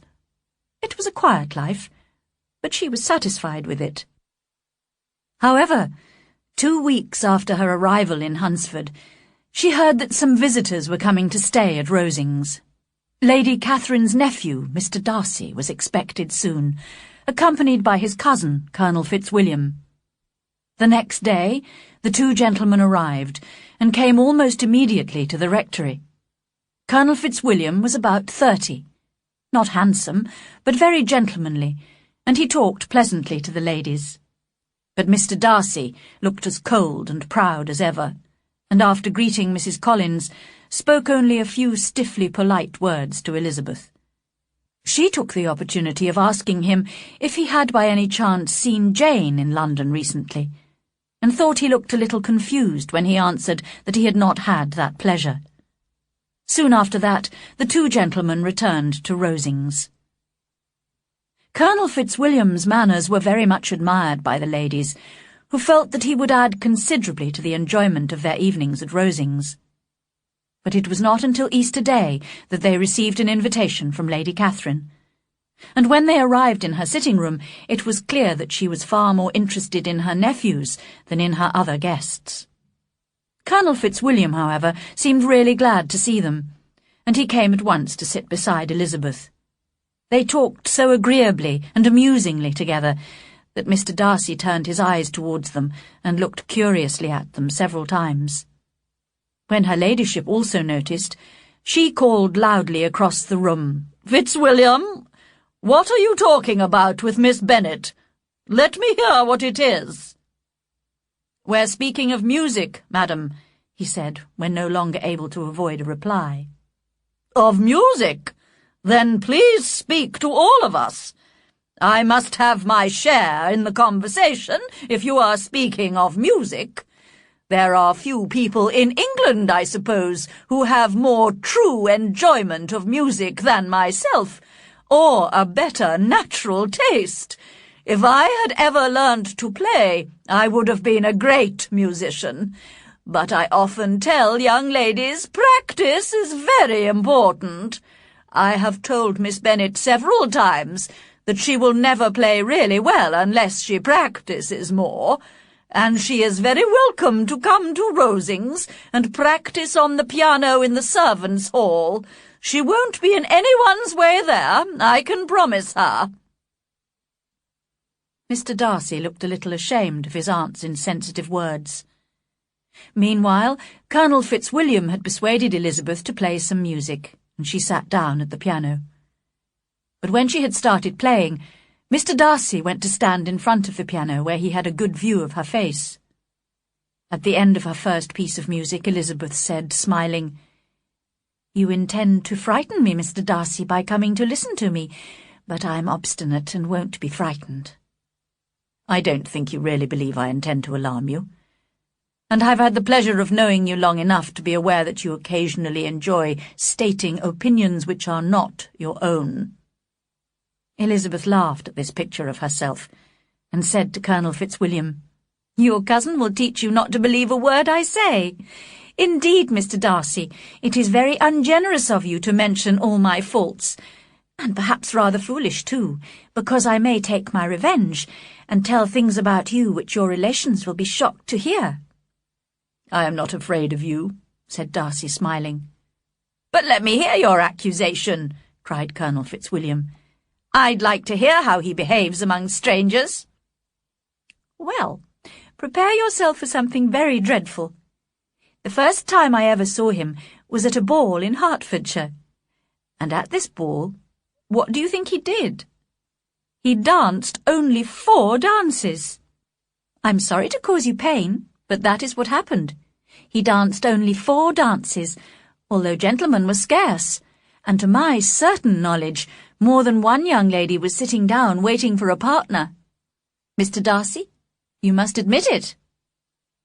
"I had not, at that time, the honour of knowing anybody at the ball apart from my own group of friends. I should perhaps have asked to be introduced, but I do not like to recommend myself to strangers. I do not find it easy to talk to people I don't know."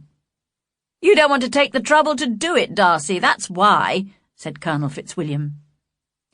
"I cannot play this piano as well as some other women," said Elizabeth, "but I've always assumed it is my own fault, because I don't take the trouble to practice. I know that I am capable of playing as well as anyone." Darcy smiled and said, "You are perfectly right. You have spent your time in a much better way. No one who hears you could imagine any possible improvement. We neither of us perform to strangers." Just then Lady Catherine interrupted them to comment on Elizabeth's playing. "Miss Bennet would play quite well if she had a London teacher.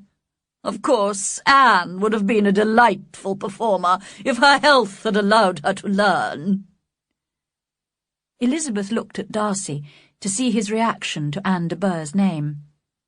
But neither at that moment nor at any other could she observe any sign of love or even interest in his cousin. Lady Catherine continued to give Miss Bennet advice on her playing, but at the request of the gentleman, Elizabeth stayed at the piano for the rest of the evening. Chapter 7. Darcy proposes marriage. Elizabeth was sitting by herself the next morning writing to Jane, while Mrs. Collins and Maria were shopping in the village. She heard the doorbell ring, and knew that meant a visitor had arrived. But she was greatly surprised when Mr. Darcy, and Mr. Darcy only, was shown into the room. He seemed astonished, too, on finding her alone. "I apologize for disturbing you, Miss Bennet. I understood that all the ladies were at home." "Please don't apologize, Mr. Darcy. I hope Lady Catherine and her daughter are well." "Very well, thank you." He said no more. As he seemed in danger of sinking into total silence, Elizabeth had to think of something to say. She remarked, "How very suddenly you all left Netherfield last November, Mr. Darcy. I hope Mr. Bingley and his sisters were well when you left London?" "Perfectly, thank you." That was all the answer he gave. "I think I have heard that Mr. Bingley has not much idea of ever returning to Netherfield again." "It is probable that he will spend very little of his time there in future. He has many friends elsewhere. Elizabeth did not want to talk any longer about Mr. Bingley, and determined to leave the conversation to Mr. Darcy, she remained silent. He understood, and soon began to speak again. Mr. Collins appears very fortunate in his choice of a wife. Yes, indeed. She is one of the few sensible women who would have accepted him, although I'm not sure I consider her marrying Mr. Collins as the wisest thing she ever did. She seems perfectly happy, however, and financially speaking, it's a good marriage. It must be very agreeable to her to be such a short distance from her own family and friends. A short distance, you say? It is nearly 80 kilometres. And what is that? Little more than half a day's journey on a good road. Yes, I call it a very short distance. I would never have said Mrs. Collins lived near her family, cried Elizabeth. That shows how much you are attached to Hertfordshire. Anywhere outside the Longbourn area would, I suppose, seem far away to you. As he spoke, he smiled a little. Perhaps he supposed she was thinking of Jane and Netherfield, thought Elizabeth, and she blushed. Whether the distance seems long or short depends on many circumstances. If the family's income is large enough to pay for frequent journeys, then distance is not a problem. But Mr. and Mrs. Collins will not be able to afford to travel very often, despite their comfortable income. I'm certain my friend does not consider Hunsford near her family. Mr. Darcy moved his chair a little towards her and said, You cannot have a right to such a very strong local attachment. You haven't spent your whole life at Longbourn, I am sure. Elizabeth looked surprised. Experiencing a change of feeling, the gentleman moved his chair away again, took a newspaper from the table, and glancing at it said in a colder voice, Are you pleased with Kent? They discussed Kent calmly and politely for a few minutes, and were then interrupted by Charlotte and Maria, who had returned from the village. Mr. Darcy sat a little while longer without saying much to anybody, and then went away. What can be the meaning of this? Said Charlotte as soon as he had gone. My dear Lizzie, he must be in love with you, or he would never have visited us in this familiar way. But when Elizabeth described his silence, that did not seem likely, even to hopeful Charlotte, and they could only suppose that he had nothing better to do. In fact, from now on, both Mr. Darcy and Colonel Fitzwilliam called regularly at the rectory. It was obvious that Colonel Fitzwilliam came because he enjoyed talking to the ladies, and Elizabeth was reminded by her own satisfaction in being with him, as well as by his evident admiration of her former favourite, Wickham. But it was more difficult to understand why Mr. Darcy came. He did not often speak, and seldom appeared interested in the conversation. Even Charlotte, who observed Mr. Darcy closely, was not sure whether he admired Elizabeth or not, and began to hope that perhaps her friend might marry Colonel Fitzwilliam instead. When she took her daily walk along the path bordering the park, Elizabeth met Mr. Darcy unexpectedly more than once. This was the more surprising because she was careful to inform him that it was her favourite walk, so that he could avoid meeting her. It was also strange that although he could just have greeted her and walked on, he always thought it necessary to turn back and walk with her. She could not quite understand him. But one day, as she was walking, she met Colonel Fitzwilliam, not Mr. Darcy, and greeted him with a smile. They walked back to the rectory together. "Are you leaving Kent this Sunday?" she asked. "Yes, if Darcy doesn't put it off again." "He is fortunate to be able to arrange things as he likes." "Well, we all want to do that," replied Colonel Fitzwilliam. "But he is used to doing what he likes, because he is rich, and many others are poor. I, for example. I'm a younger son, you know, and won't inherit my father's fortune, so I shall never be rich or independent like Darcy." "Now, seriously, you cannot call yourself poor. When have you ever suffered because of lack of money?" "Well, perhaps I haven't really suffered much yet, but there are difficulties. A younger son doesn't have a free choice when marrying. He cannot afford to marry a girl with no fortune." Elizabeth blushed, thinking that he might mean her, and began to talk of something else. She asked him about Darcy's sister, and mentioned that the Bingley sisters liked her very much. "Bingley? Yes, I know them. Their brother is very pleasant. A great friend of Darcy's," answered Colonel Fitzwilliam. "Oh, yes. Mr. Darcy is extremely kind to Mr. Bingley, and takes very good care of him," said Elizabeth dryly. "Yes, I believe Darcy does take care of Bingley. I'm thinking of a recent situation which Darcy was telling me about on the journey here. He was congratulating himself on having saved a friend from a most foolish marriage. Of course, I'm not sure the friend was Bingley, as Darcy didn't mention the name." "Did Mr. Darcy give you his reasons for interfering?" "I understood that there were some very strong objections to the lady." Elizabeth could not speak for a moment. When she was able to control her anger, she changed the conversation. As soon as they reached the rectory, she said goodbye to Colonel Fitzwilliam and went straight upstairs to her room. At last she could think without interruption about what he had told her. Bingley must have been the friend to whom Darcy was referring. She had always assumed that Darcy was involved in the plan to separate Jane and Bingley, but now it appeared that he, not Miss Bingley, was the main cause of all that Jane had suffered and still continued to suffer. The very strong objections to the lady probably consisted of having one uncle who was a country lawyer and another who was in business in London. There could be no possible objections to Jane herself, as she was intelligent, beautiful, and charming. Nor could anyone object to Mr. Bennet as a father-in-law. When Elizabeth thought of her mother, she felt a little less confident. She was still convinced, however, that Mr. Darcy was interested in high-born connections rather than character or common sense.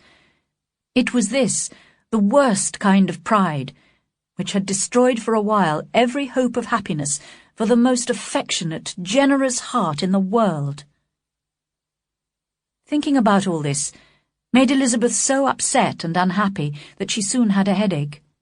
It grew so much worse in the evening, and she was so unwilling to see Mr. Darcy that she decided not to go to Rosings that evening with Mr. and Mrs. Collins. Instead, she stayed in the rectory sitting-room, rereading Jane's recent letters from London. She was saddened to discover that although Jane never complained or referred to the past, in almost every line there was a lack of cheerfulness which Elizabeth had not noticed the first time, and which now made her rather anxious. She was relieved to think that Darcy would be leaving Rosings in 2 days' time, and she herself would be with Jane in less than 2 weeks. Colonel Fitzwilliam would also be leaving with Darcy, but he had made it clear that he had no intention of proposing to her, so she did not intend to be unhappy about him. Just then she heard the doorbell, and wondered if it might be Colonel Fitzwilliam come to inquire about her health. But to her astonishment, she saw Mr. Darcy walk into the room. In a hurried manner, he began to ask how she was feeling. She answered him with cold politeness. He sat down for a few moments, and then, getting up, walked about the room. Elizabeth was surprised, but said nothing. After a silence of several minutes, he came towards her, with none of his usual calmness, and said, "In vain have I struggled. It is no good. I cannot conquer my feelings. You must allow me to tell you how warmly I admire and love you." Elizabeth stared, blushed, doubted, and was silent. He considered this sufficient encouragement, and confessed all that he felt and had felt for a long time for her. He expressed himself well, but it was not only of love that he spoke. He also talked of his pride, and his sense of her social inferiority, which had made him struggle against his feelings for so long. In spite of her dislike for him, Elizabeth appreciated what a compliment such a man's affection was, and was at first sorry for the pain he was about to receive. But soon, as she heard his references to her inferior position, she lost all pity and became very angry. She waited patiently, however, until he had finished. He ended by describing the strength of his love for her, which, in spite of all his attempts, he had been unable to conquer with arguments of reason and common sense. And finally, he asked for her hand in marriage. She could see that he had no doubt of a favourable answer, which only made her angrier. "I believe society considers it correct in cases like this," she replied, "to express grateful thanks. So if I could feel grateful, I would now thank you. But I cannot. I have never wanted your good opinion of me, and I cannot accept it. I'm sorry to hurt anyone, but it has not been done deliberately, and I hope the pain will not last long. The pride, which you tell me, has long prevented the expression of your affection, can have little difficulty in conquering your feelings after this explanation." Mr. Darcy, whose eyes were fixed on her face, was both angry and surprised by her words. His face went pale, and he was clearly struggling to control himself. There was a dreadful pause, and then he spoke in a voice of forced calmness. "And this is all the reply I am to have the honour of expecting?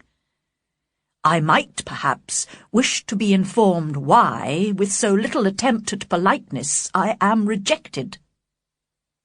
"I might as well ask why, with so evident a wish to offend and insult me, you chose to tell me that you loved me against your reason, and even against your character. But even if my own feelings towards you had been favourable, do you think anything could tempt me to accept the man who has destroyed, perhaps for ever, the happiness of a most dear sister?" As she said this, Mr. Darcy changed colour, but he listened without trying to interrupt her as she continued. "I have every reason in the world to think badly of you. Can you deny that you were the cause of Jane's separation from Mr. Bingley, and of her unhappiness? Can you deny it?" "I have no wish to deny that I did everything I could to separate them, and that I am delighted with my success. Towards my friend I have been kinder than to myself." Elizabeth treated this last remark with disdain, but its meaning did not escape her. "But it is not only because of Jane that I dislike you. My opinion of you was decided long ago. I heard all about your character from Mr. Wickham. Now what can you have to say on this matter? How can you defend yourself?" "You take an eager interest in that gentleman," said Darcy, less calmly than before. The colour was rising in his face. "Who can help feeling an interest in him when we hear of the unfortunate life he has had?" "Unfortunate!" repeated Darcy contemptuously. "Yes, unfortunate indeed." "And it was your fault," cried Elizabeth with energy. "You took away his chance of a comfortable income and a good position, which you knew had been intended for him. You have left him poor and dependent and disappointed. You have done all this, and you can still treat the mention of his name with contempt." "And this," cried Darcy, as he walked with quick steps across the room, "is your opinion of me. Thank you for explaining it so fully. But perhaps you might not have considered these offences of mine if your pride had not been hurt by my honest confession of my reasons for not proposing to you earlier. Perhaps I should have hidden my struggles, and flattered you by pretending I had every reason to love you. But I hate disguise of any sort. Nor am I ashamed of my feelings of pride, which are very natural.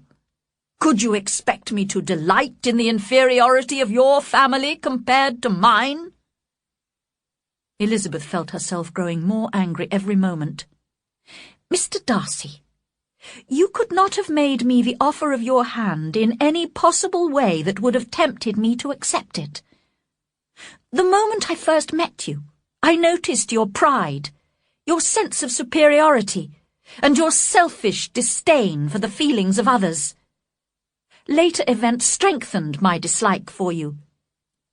You are the last man in the world whom I could ever be persuaded to marry." "You have said quite enough, madam. I perfectly understand your feelings. Forgive me for having taken up so much of your time, and accept my best wishes for your health and happiness." With these words, he hurried out of the room and the house.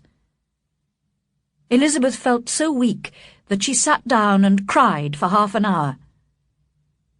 She was so astonished to have received a proposal from Mr. Darcy. His affection for her must indeed have been strong to conquer all the objections he had to her family and position, objections which had made him prevent his friend marrying her sister.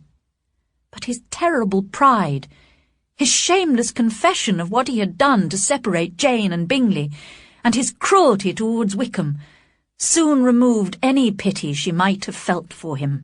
Chapter 8. Elizabeth learns more about Darcy and Wickham. The next morning, Elizabeth had still not recovered from the surprise of Darcy's proposal to her. Feeling in need of exercise and fresh air, she decided to have a walk. In order to avoid meeting Mr. Darcy, she kept away from her favourite path, but could not resist walking a little way into Lady Catherine's park. There she was astonished to see Darcy himself approaching her and calling her name. "I have been walking some time in the hope of meeting you," he said. "Will you do me the honour of reading this letter?" And handing her an envelope, he bowed slightly and walked quickly away. With no expectation of pleasure, but with the strongest curiosity, Elizabeth opened the letter and began to read it as she continued her walk alone. "Do not be alarmed, madam, that I shall repeat the offer which so disgusted you last night. I have no intention of mentioning again wishes which, for the happiness of both of us, cannot be too soon forgotten. I would not have written, but justice requires my character to be defended. You accused me last night of two very different offences. The first was that I had separated Mr. Bingley from your sister, in spite of their mutual affection, and the second was that I had destroyed Mr. Wickham's chance of future wealth and happiness, in spite of my father's honourable promises to him. I hope that you will no longer blame me for either of these offences when you have read the explanation which follows. If I am forced to describe feelings which offend you, I can only say I am sorry. I had not been long in Hertfordshire before I noticed that Bingley preferred your elder sister Jane to any other young woman, but I had often seen him in love before, and it wasn't until the Netherfield ball that I realised how serious his attachment was. I was careful to observe your sister closely, and as her manners and appearance were as pleasant and cheerful as ever, I remained convinced that she did not feel strongly about him. I was perhaps deceived by her calmness, and in that case your anger has not been unreasonable, but I sincerely believed that her heart had not been touched. I objected to Bingley's possible marriage to her, not only for those reasons of social inferiority that I mentioned to you last night, but also for reasons which in my case I had tried to forget, but which I must state now. The behaviour that evening of your mother, your 3 younger sisters, and occasionally even your father, was so lacking in social correctness that I made up my mind to save my friend from what I considered would be a most unhappy marriage. If you are upset by my description of your family's faults, it may comfort you to consider that you and your elder sister have avoided any share of blame, and deserve nothing but honourable praise for your behaviour. To continue. When I was in London, with the help of Bingley's sisters, who shared my opinion, I explained to him the disadvantages of marriage to your sister. This alone would not have been enough to prevent the marriage, if I had not also been able to convince him of your sister's indifference to him. Then it was easy to persuade him not to return to Hertfordshire. I do regret one thing, however. Miss Bingley and I both knew that your sister was in London, but we hid the fact from Bingley. In this, I consider, I was less than honest, but I have no other apology to offer. Your other, more serious accusation refers to Mr. Wickham. Here again I may cause you pain, only you can tell how much. In order to show you his real character, I must explain the whole of his connection with my family. His late father worked for mine for many years, helping to look after the Pemberley farms. His son, George Wickham, received much kindness from my father, who paid for him to go to school and to university. My father hoped the young man would enter the church. If he became a priest, I was to give him the post of rector in a village near Pemberley when it became vacant. But even before my father died, I had discovered Wickham's weakness of character and lack of morals. After my father's death, Wickham wrote to inform me that he did not intend to enter the church, and asked for an amount of money instead of the post of rector. I knew that with his character faults he ought not to become a priest, and I therefore agreed at once. The business was soon arranged. He resigned all claim to the church post, and accepted £3,000 instead. I hoped that I would not see him or hear from him again. But 3 years later, he wrote again, this time to ask for the rector's post, informing me that his money had all gone and his situation was desperate. You will hardly blame me for refusing. Since then, he has doubtless been violent in accusing me of injustice to all who will listen to him. There is one more circumstance which I would like to forget myself, but which I must now mention. I rely on your keeping this confidential. A year ago, I sent my sister, who is 10 years younger than I am, on holiday to Ramsgate in Kent, in the care of a female companion. Unfortunately, there was an understanding between this woman and Mr. Wickham, who also went to Ramsgate. With her help and encouragement, he spent a great deal of time with Georgiana, and flattered her so much that she believed she was in love, and agreed to elope with him. She was only 15 at the time, and I am glad to say that she confessed everything to me immediately when I arrived unexpectedly in Ramsgate just before their planned elopement. Naturally, I dismissed the companion, and wrote to Wickham, who left the place at once. He was doubtless most interested in my sister's fortune, which is £30,000, but I cannot help supposing that he was also eager to revenge himself on me. I hope you will now clear me of all blame in this matter. If, madam, you doubt the truthfulness of my description of these circumstances, I suggest you speak to Colonel Fitzwilliam. As my cousin and close friend, he knows every detail of these events, and will be happy to support what I say. I will only add, may God be with you. Fitzwilliam Darcy. Elizabeth experienced a variety of emotions as she read the letter. She was astonished to discover that Darcy was capable of any sort of apology. It was with a strong prejudice against anything he might say that she began reading his explanation of what had happened at Netherfield, and at first she was too angry with him to treat him with justice. But when she went on to read his description of his relationship with Wickham, she hesitated. It was so very different from Wickham's story, which she would have preferred to believe. But after a few moments' thought, she realized that Darcy's statement was much more likely to be true. She began to remember several things about Wickham which now appeared strange to her.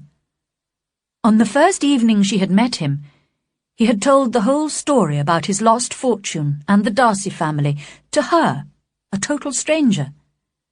Then he had boasted of having no fear of Darcy, but had avoided the Netherfield ball the very next week. In addition, he had waited until the Bingleys and Darcy had left Netherfield before making his accusations public. She reminded herself that no one in Hertfordshire knew anything about Wickham's past, so it was quite possible that he lacked morals, as Darcy said.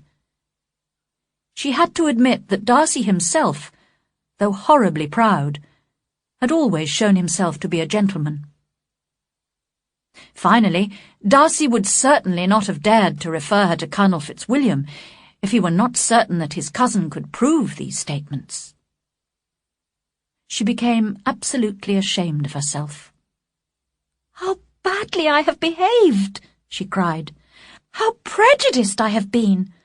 I, who have always been so proud of my ability to judge people! That pride has led me blindly into making a stupid mistake. Flattered by Wickham's interest and offended by Darcy's coolness, I have misjudged both of them. Till this moment, I never knew myself." She reread what Darcy had to say about Jane, and this time was forced to admit that Jane had displayed few outward signs of her feelings for Bingley. Charlotte had even commented on it. Then, when Elizabeth looked again at Darcy's comments on her family's behaviour, her sense of shame was very great, and she could not deny the justice of his words. Feeling more miserable than she had ever felt before, she slowly returned to the rectory, where she had difficulty in maintaining a cheerful appearance.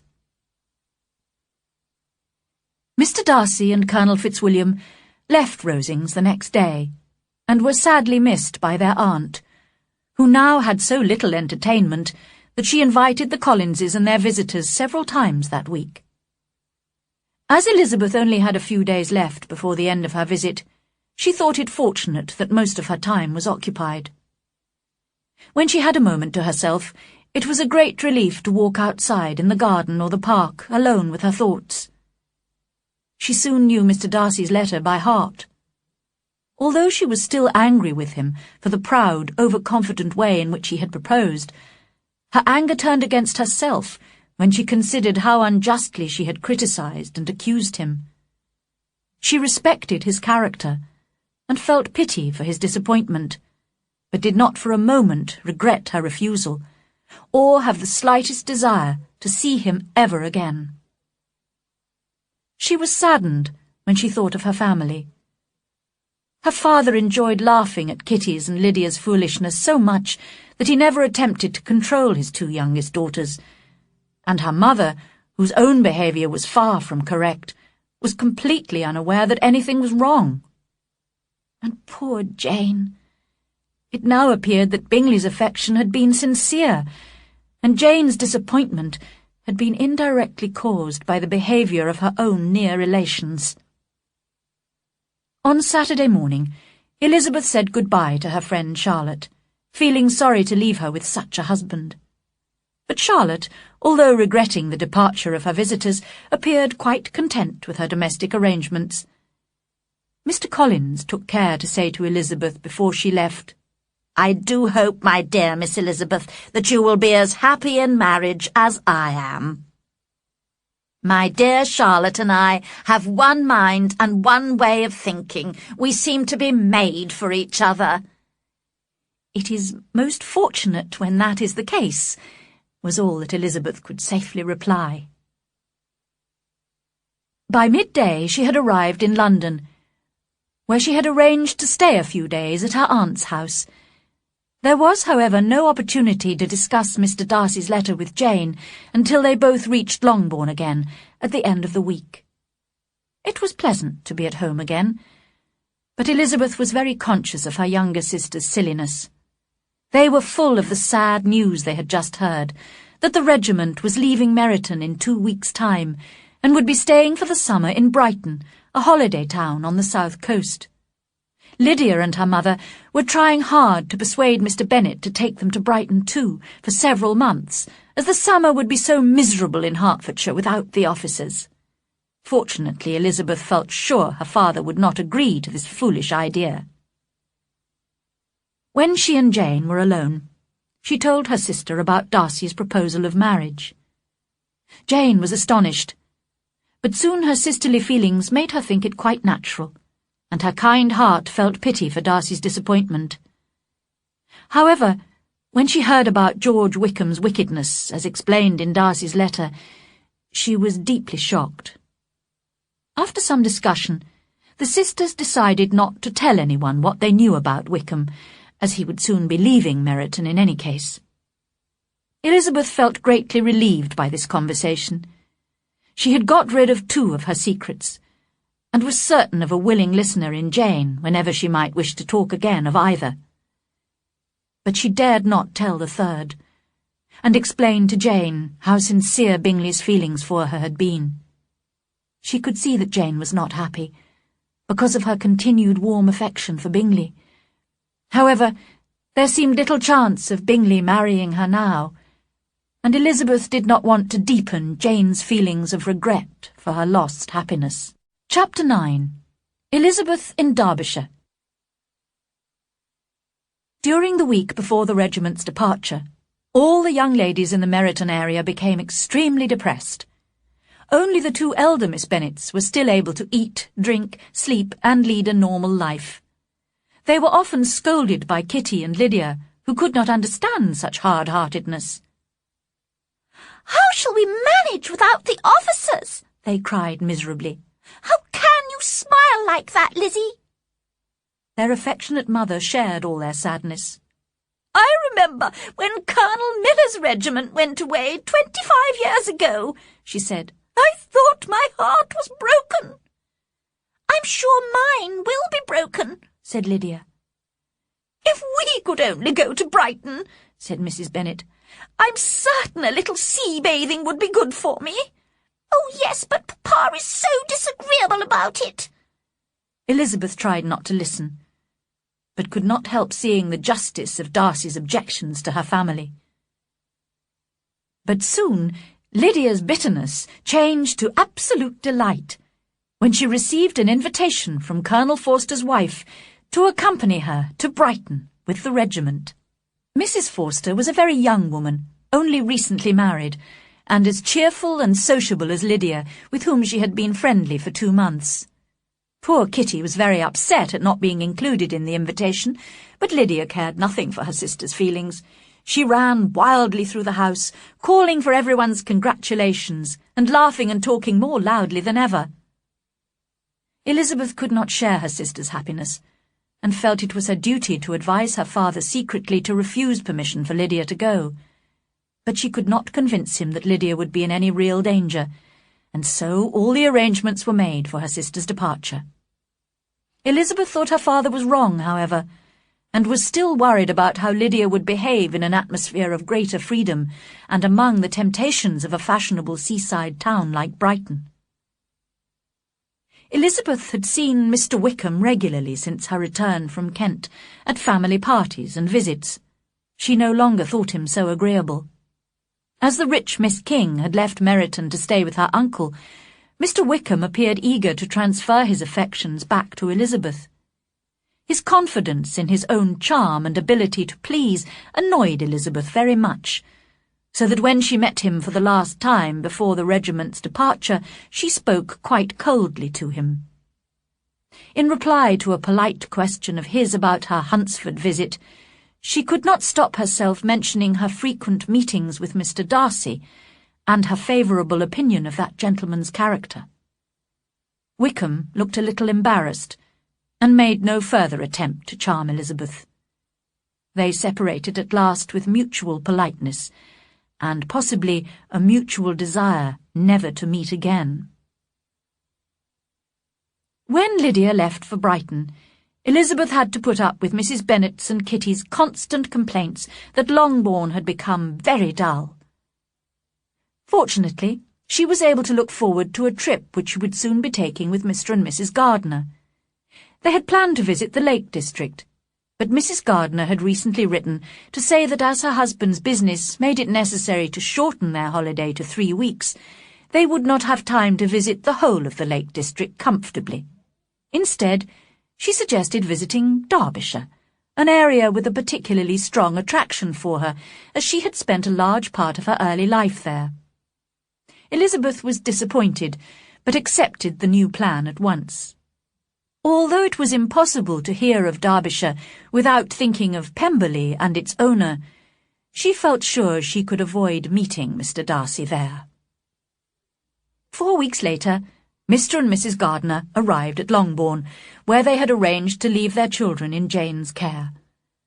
The next day they set out with Elizabeth on their journey. The three of them made excellent travelling companions, sharing an intelligent interest in the people and places they saw on their way, and a strong affection for each other. After visiting Oxford, Blenheim, Warwick, Kenilworth, and Birmingham, they arrived in Derbyshire, and decided to stay in the small town of Lambton, where Mrs. Gardner had lived before her marriage. Elizabeth discovered that Mr. Darcy's house, Pemberley, was only 8 kilometres away from Lambton. "I often used to go to Pemberley when I was younger," said Mrs. Gardner. "Wouldn't you like to see it, Lizzie? We could go tomorrow. It's a beautiful place. Wickham spent his youth there, you know." I am rather tired of large country houses, Aunt," said Elizabeth, forced to pretend. How dreadful it would be to meet Mr. Darcy while viewing his house. But when she asked a servant at the hotel 1 or 2 careful questions that evening, she was told that Mr. Darcy was not at home at the moment. Greatly relieved, she felt able to agree to her aunt's suggestion when it was repeated the next morning, and Mr. Gardner ordered a carriage immediately. In a short time, they entered the gates of Pemberley Park and drove through an extensive and beautiful wood. At the top of a hill, they had their first view of Pemberley House, situated on the other side of a valley, with a line of high wooded hills behind. The house was a large, handsome stone building, which appeared to fit naturally into the scenery. Mr. and Mrs. Gardner were warm in their admiration, and Elizabeth was delighted. At that moment, she felt that to be mistress of Pemberley might be worthwhile. They drove up to the front door and asked to be allowed to visit the house. The Pemberley housekeeper, a respectable elderly woman, showed them round. All the rooms were of a good size, and elegantly yet sensibly furnished. From every window there was an attractive view. Elizabeth began to admire the owner's taste in everything she saw. And I might have been mistress of this place, she thought. Instead of viewing these rooms as a stranger, I might be welcoming my uncle and aunt as visitors. But no, she suddenly remembered, that could never be. I wouldn't have been able to invite my uncle and aunt, or any other of my vulgar family connections. This was a lucky thought, which saved her from something like regret. She longed to inquire of the housekeeper whether her master were really absent, but luckily her uncle asked the question instead. It was quite alarming to hear that Mr. Darcy was expected to arrive the next day with a large group of friends. How glad Elizabeth was that their own journey had not been delayed a day. Mr. and Mrs. Gardner were enjoying their conversation with the housekeeper, who seemed content to talk about her master. "Mr. Darcy is a very handsome gentleman, as you will see from the painting upstairs. His sister is most attractive too, and so accomplished. She plays and sings the whole day. My master has just sent a new piano from London for her. He's such a kind brother. He'll do anything for Miss Georgiana." "Does Mr. Darcy spend much time at Pemberley?" asked Mr. Gardner. "Not as much as I'd like, sir." "If your master married, he might spend more time here." "Yes, sir, but I don't know when that'll be. I don't know who is good enough for him." Mr. and Mrs. Gardner smiled, and Elizabeth listened with increasing astonishment as the housekeeper continued. "It's no more than the truth. Everybody who knows him says the same. He's never spoken a cross word to me, and I've known him since he was a baby. Some people call him proud, but I've never seen any of that. He's the best master that ever lived." Elizabeth almost stared at her. Can this be Mr. Darcy? She wondered. This was the most extraordinary praise for the man she had always thought so disagreeable and proud, especially with people he considered inferior to himself. She longed to hear more, but now the housekeeper was leading them upstairs. Soon Elizabeth found herself in front of the painting of Mr. Darcy. He was smiling at her, just as she remembered him smiling sometimes when he looked at her. She looked at the picture silently for several minutes before going downstairs with the others. At that moment, Elizabeth certainly felt more warmly towards Mr. Darcy than at any time since their first meeting. She was beginning to realize that she had underestimated his character. His housekeeper's opinion of him was totally favorable, and what praise is more valuable than the praise of an intelligent servant? As she stood in front of his picture, she gratefully remembered the warmth of his feelings for her, and began to forget the way in which he had expressed them. As they had now seen all the rooms which were open to the public, the housekeeper called the gardener, who was going to show them the park and gardens. They were just walking away from the house when Elizabeth turned to have one last look, and saw the owner of Pemberley come suddenly forward from behind the house. They were within 20 metres of each other, and Elizabeth could not avoid his seeing her. Their eyes instantly met, and they both blushed. He appeared very surprised, but recovering quickly, approached and spoke to Elizabeth, if not calmly, at least with perfect politeness. Astonished and confused, she received his greetings with embarrassment. Soon he could find no more to say, and left her to return to the house. Mr. and Mrs. Gardiner, who had been watching from a distance, expressed their admiration of his appearance, but Elizabeth could only think of her feelings. How unfortunate that she had come! She blushed again. It might seem as if she had planned this meeting with him, and his behaviour was so different. Never before had she heard him speak so politely and so gently. What could it mean? Her head full of these thoughts, she joined her uncle and aunt in their walk through the gardens. They were walking slowly beside an attractive stream when they noticed Mr. Darcy coming towards them. This time Elizabeth was able to control herself better, and she returned his greetings politely. She hid a smile when he asked her to do him the honour of introducing him to her friends, as she felt sure he was not expecting the well-mannered gardeners to be some of her low-born relations. He certainly seemed surprised when she introduced her uncle and aunt, but took care to talk for some time to Mr. Gardiner with every appearance of interest. Elizabeth was delighted that these relations at least could not be criticised for their poor behaviour or lack of intelligence. On their way back to the house, Mr. Darcy walked beside Elizabeth. There was a short silence before she spoke. "Your housekeeper informed us you would not arrive until tomorrow, so I had not expected to find you here." "It is true. I came early on business. The rest of the party will be here tomorrow. Among them are Mr. Bingley and his sisters, whom you know," he continued after a pause. "And there is one other person who particularly wishes to meet you. Will you allow me, or do I ask too much, to introduce my sister to you?" Surprised, but flattered by this great compliment, Elizabeth gave her permission. When they arrived at the house, Mr. Darcy offered them some refreshment, but they politely refused. Mr. Darcy helped the ladies into the carriage, and as it drove away from Pemberley, Elizabeth watched him walking slowly back towards the house. Mr. and Mrs. Gardiner were loud in their praise of him, but Elizabeth said very little. The very next morning, Mr. Darcy brought his sister to visit Elizabeth and the Gardiners at the hotel in Lambton.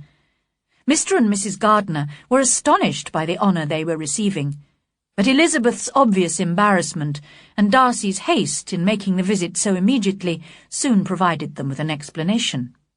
They observed their niece and Darcy carefully during the visit, and could not doubt that the gentleman was in love, although they were not certain of the lady's feelings. Elizabeth was delighted to discover that Georgiana Darcy, far from being proud, as Wickham had said, was just very shy, with quiet, gentle manners. It was clear that she greatly admired her brother, and had every intention of liking Miss Bennet, as Darcy had spoken of her so favourably.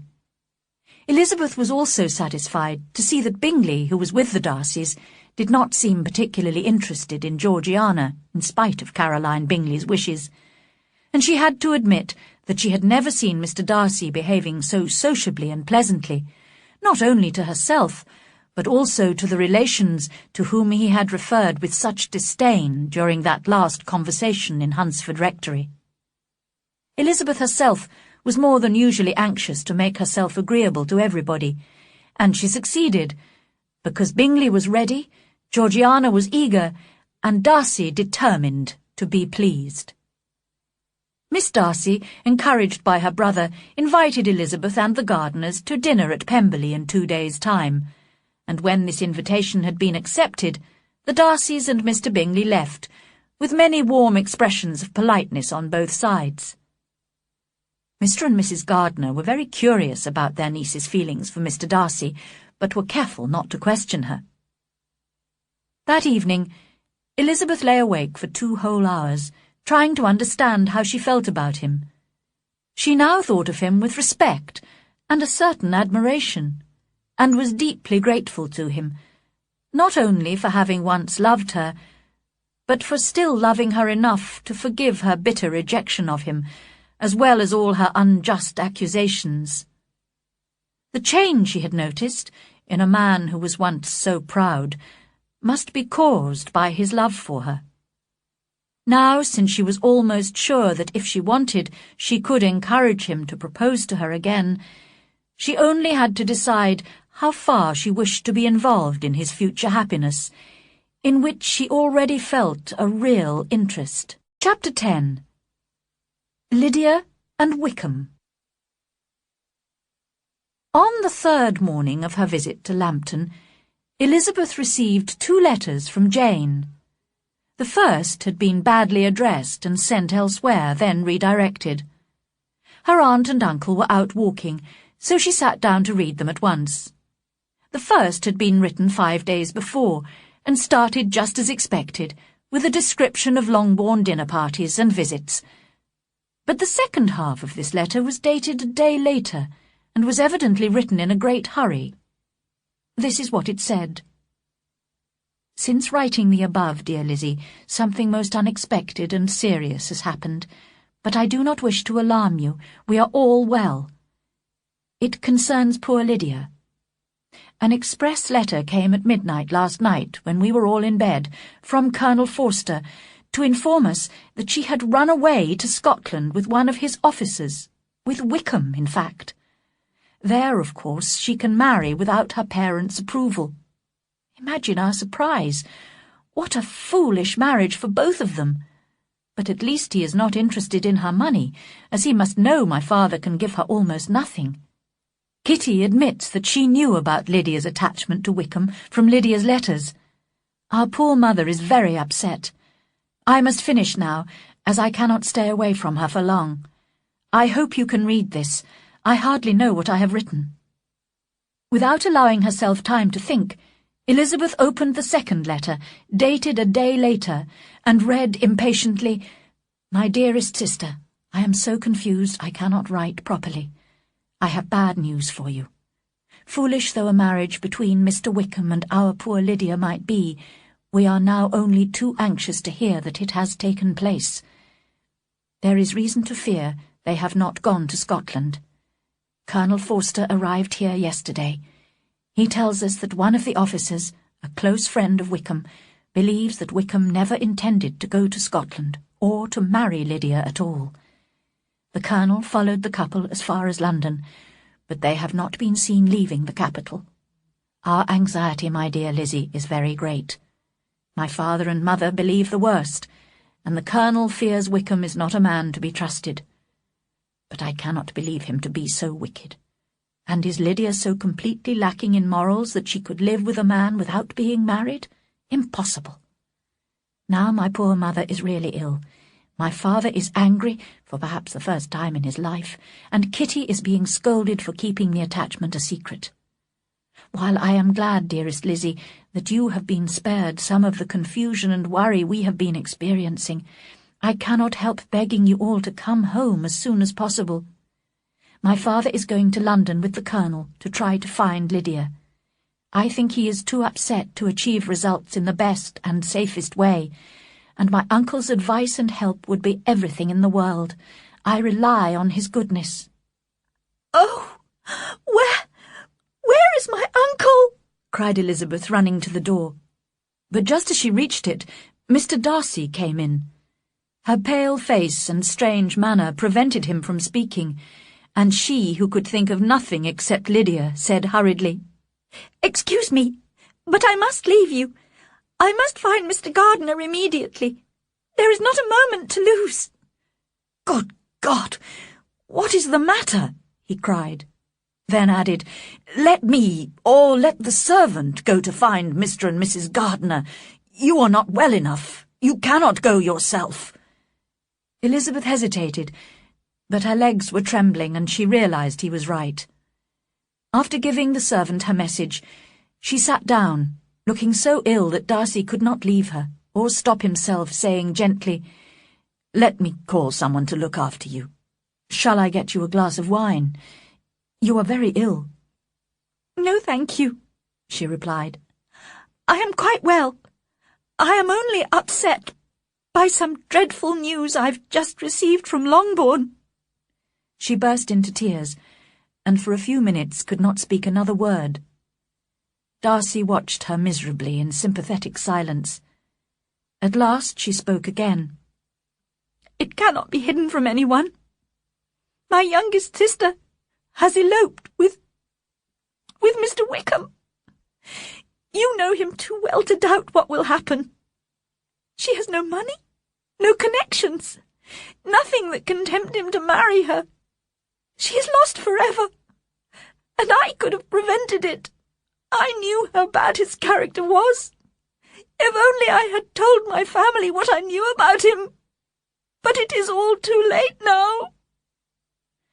Darcy looked at her in astonishment.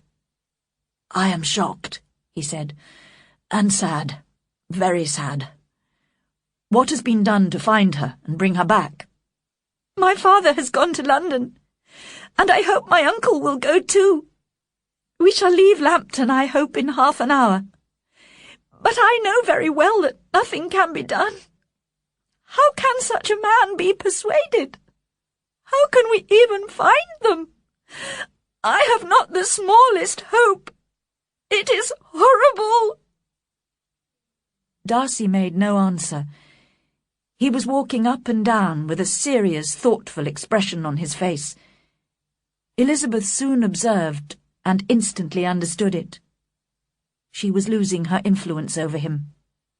This proof of moral weakness in her family was driving him away from her. Never before had she so honestly believed she could have loved him, as now, when mutual affection must be impossible. But she could not think for long of herself, when Lydia's situation was so desperate. Mr. Darcy left almost immediately, politely regretting that Elizabeth and her aunt and uncle would not, in the circumstances, be able to come to dinner at Pemberley that day, and again expressing his sympathy. When Mr. and Mrs. Gardiner entered the room, Elizabeth hurriedly explained everything to them, and was greatly relieved when they agreed to leave at once to return to Longbourn. Their packing was done at great speed, and soon they were in the carriage, driving south. "Lizzie," began Mrs. Gardiner, "I cannot believe that Wickham's character is so bad that he would run away with Lydia and not marry her. Do you really think he is capable of that?" "My dear aunt, Jane and I both know that he has neither honesty nor honour. He has falsely accused Mr. Darcy, and has lied wickedly about the whole Darcy family. You saw what a shy, gentle girl Miss Darcy is, but he had described her as proud, disagreeable, and disdainful. But does Lydia know nothing of this? Oh, no, that is the worst of all. I didn't know the truth myself until my visit to Kent, and when I returned and told Jane, she and I decided not to make our knowledge public. Now I know that was a mistake. I never thought that Lydia could be in any danger from him. When they arrived at Longbourn, Elizabeth and her aunt were able to help Jane in looking after the children. They also attempted to calm Mrs. Bennet, who, however, refused to be calmed and blamed everyone except herself for the disaster. "If only I had been allowed to take the family to Brighton, this would not have happened. Poor dear Lydia had no one to take care of her. Why did those Forsters ever let her go out of their sight? I am sure they neglected her. Of course, I did not want her to go to Brighton, but nobody took any notice of me as usual. And now Mr. Bennet has gone to London, and I'm sure he'll fight Wickham, and then he'll be killed, and then the Collinses will turn us out of the house before he's cold in his grave." "Do not worry, sister," said Mr. Gardiner kindly. "I'm going to London tomorrow to help my brother-in-law." "Oh, thank you, my dear brother," replied Mrs. Bennet. "Make sure you find Lydia and Wickham, and if they are not married yet, make them marry. And tell Lydia they mustn't wait for wedding clothes, but she shall have as much money as she wants to buy them after they are married. And keep Mr. Bennet from fighting. Tell him what a dreadful state I am in, so ill that I can get no rest by night or by day. And tell Lydia not to buy any clothes until she's seen me, because she doesn't know the best shops. Oh, brother, how kind you are! I hope you will manage everything." The next day, Mr. Gardiner travelled to London as he had promised. Now began a painful period of waiting for those left at Longbourn. They became even more anxious as news came from Meryton of Wickham's lies, debts, and secret attachments to most of the servant girls in the town. Everybody declared that he was the wickedest young man in the world, and protested that they had always distrusted his great charm and appearance of goodness.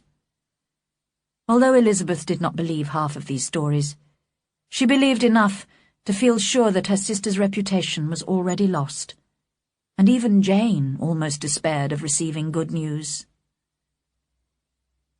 In a few days' time, they were relieved to receive a letter from Mr. Gardiner, but unfortunately it only informed them that Wickham and Lydia had not yet been found. Apparently, Wickham had left gambling debts of over £1,000 behind him in Brighton. Mr. Bennet was returning home the following day, leaving his brother-in-law in London to continue the search. When she heard this, Mrs. Bennet did not show as much satisfaction as her children expected, considering the anxiety she had previously expressed for her husband's safety. "What? Is he coming home without poor Lydia?" she cried. "And who will fight Wickham and make him marry her?" Mrs. Gardiner took the opportunity of Mr. Bennet's return to go back to London herself with her children. She was still longing to know how Elizabeth's relationship with Darcy had developed, but Elizabeth had not once mentioned his name, so her aunt did not dare to ask any direct questions.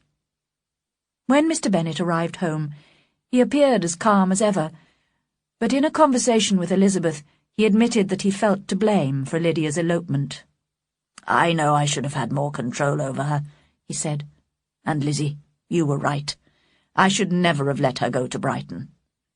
Kitty, who was listening, said, "Papa, if I ever went to Brighton, I'd behave much better than Lydia has done." "You go to Brighton?" cried her father. "I would not trust you within 20 kilometres of the place for £50. No, Kitty, I have at last learned to be cautious, and you will feel the effects of it. No officer may ever enter the house again, or even pass through the village, and balls will be absolutely forbidden, unless you dance only with your sisters." Kitty, taking these threats seriously, began to cry. "Well, well," said he, "don't make yourself unhappy. If you are a good girl for the next 10 years, I'll take you to the theatre at the end of that time." 2 days later, the news for which they had all been waiting so anxiously arrived. Mr. Gardiner's letter informed them that Wickham and Lydia had been found, but that they were not married. However, certain financial arrangements had been made with Wickham. Mr. Bennet was asked to pay Lydia £100 a year, as well as arranging for her to inherit her equal share of the £5,000 which the Bennet girls would inherit after their parents' death. If these reasonable conditions were agreed, Wickham had promised to marry Lydia. At first, Elizabeth and Jane were delighted that their sister's reputation would be saved through marriage, even to such a man as Wickham. But then their father explained that Wickham would never have agreed to marry Lydia unless he had been paid a considerable amount of money immediately. They began to worry that it would be difficult to repay Mr. Gardiner, who must have bribed Wickham in this way. Mrs. Bennet, however, had no such worries. "He is her own uncle after all," she cried happily. "Why shouldn't he pay? My dear, dear Lydia, married at 16. How I long to see her, and dear Wickham too. But the wedding clothes! I'll write to my sister-in-law about them at once. I'm so happy. In a short time I'll have a daughter married. Oh, Mrs. Wickham, how well it sounds!" Now that Lydia was going to be married, Elizabeth greatly regretted telling Darcy of her fears for her sister. But even if Lydia had been married in the most honourable way, it was extremely unlikely that Mr. Darcy would wish to connect himself with a family in which there was a close relationship with Wickham, the man he most justly disliked. She could not expect him to go on caring for her, as she felt certain he had done when they met in Derbyshire. But now that she was sure he could not love her, she was convinced they could have been happy together. He seemed to be exactly the man who would have suited her. They could have usefully influenced each other. His mind might have been softened, and his manners improved by her sociability, and she might have learnt from his greater judgment and knowledge of the world. But no such relationship could now teach an admiring world what happiness in marriage was really like. Instead, Wickham would marry Lydia, with little chance of happiness for either of them. Mr. and Mrs. Gardiner had arranged for Lydia to be married quietly in London from their house. At first, Mr. Bennet had refused to allow his youngest daughter ever to enter his house again, but eventually Jane and Elizabeth persuaded him to receive Lydia and her husband after the wedding. It would only be a short visit, as almost immediately she and Wickham would be moving north to Newcastle, where he had accepted a new army post. When the carriage containing the young couple arrived at Longbourn House, the two elder Bennet sisters were shocked to see how unashamed Lydia was. She entered the house, laughing and joking, and asked all her sisters to congratulate her. Wickham was no more embarrassed than she was, and spoke to everyone in his usual flattering, agreeable manner. They seemed to have no idea of the anxiety they had caused by their shameless and wicked behaviour. Elizabeth was quite disgusted by their relaxed, confident appearance, and determined not to show any interest when Lydia insisted on describing every detail of her wedding day.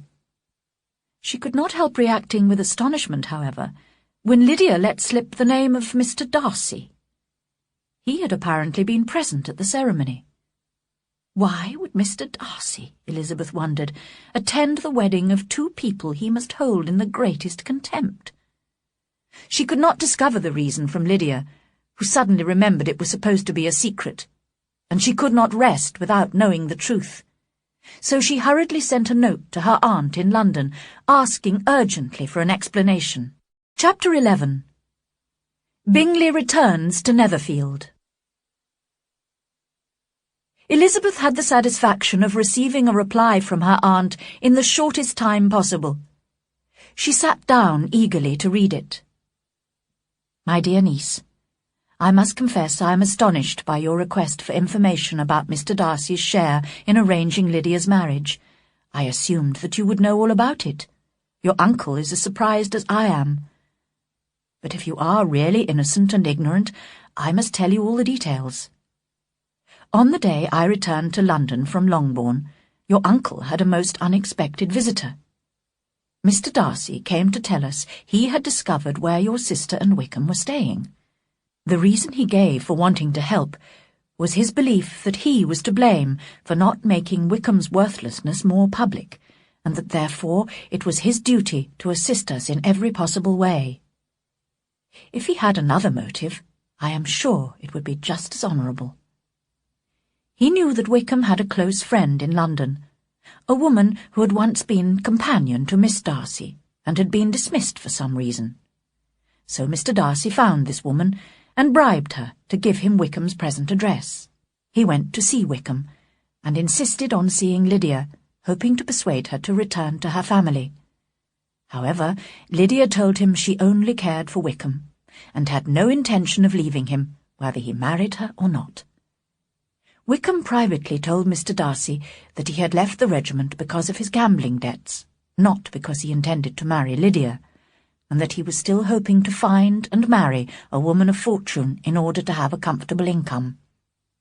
It was clearly necessary to persuade him to marry Lydia as soon as possible, and Mr. Darcy had several meetings with Wickham to arrange financial matters with him. Finally, Mr. Darcy was able to visit your uncle, as I have said, to explain the whole business, and to insist that he alone should be responsible for paying Wickham the promised amount. Your uncle argued with him for a long time, but our visitor was so obstinate that Mr. Gardiner eventually had to agree. I think, Lizzie, that obstinacy is Mr. Darcy's real fault, rather than any of the other faults of which he has been accused. He paid Wickham several £1,000s for past debts and future expenses, and attended the wedding to make a final payment. And in spite of Mr. Darcy's declared motives, my dear Lizzie, you may be sure that your uncle would never have given in if we had not assumed that Mr. Darcy had another interest in the matter. Will you be very angry with me, my dear Lizzie, if I take this opportunity of saying how much I like him? His behaviour to us has always been as agreeable as when we were in Derbyshire. I think that if he marries the right woman, his wife may teach him to become more sociable. Please forgive me if I have assumed too much, or at least do not punish me by not inviting me to Pemberley. I shall never be happy until I have been all the way round the park. But I must go to my children now.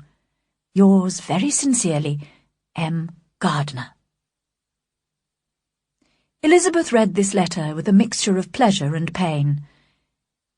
Mr. Darcy had thought so little of his pride that he had spent considerable time, effort, and money on two people for whom he must feel the greatest disdain. He had even had to bargain with Wickham.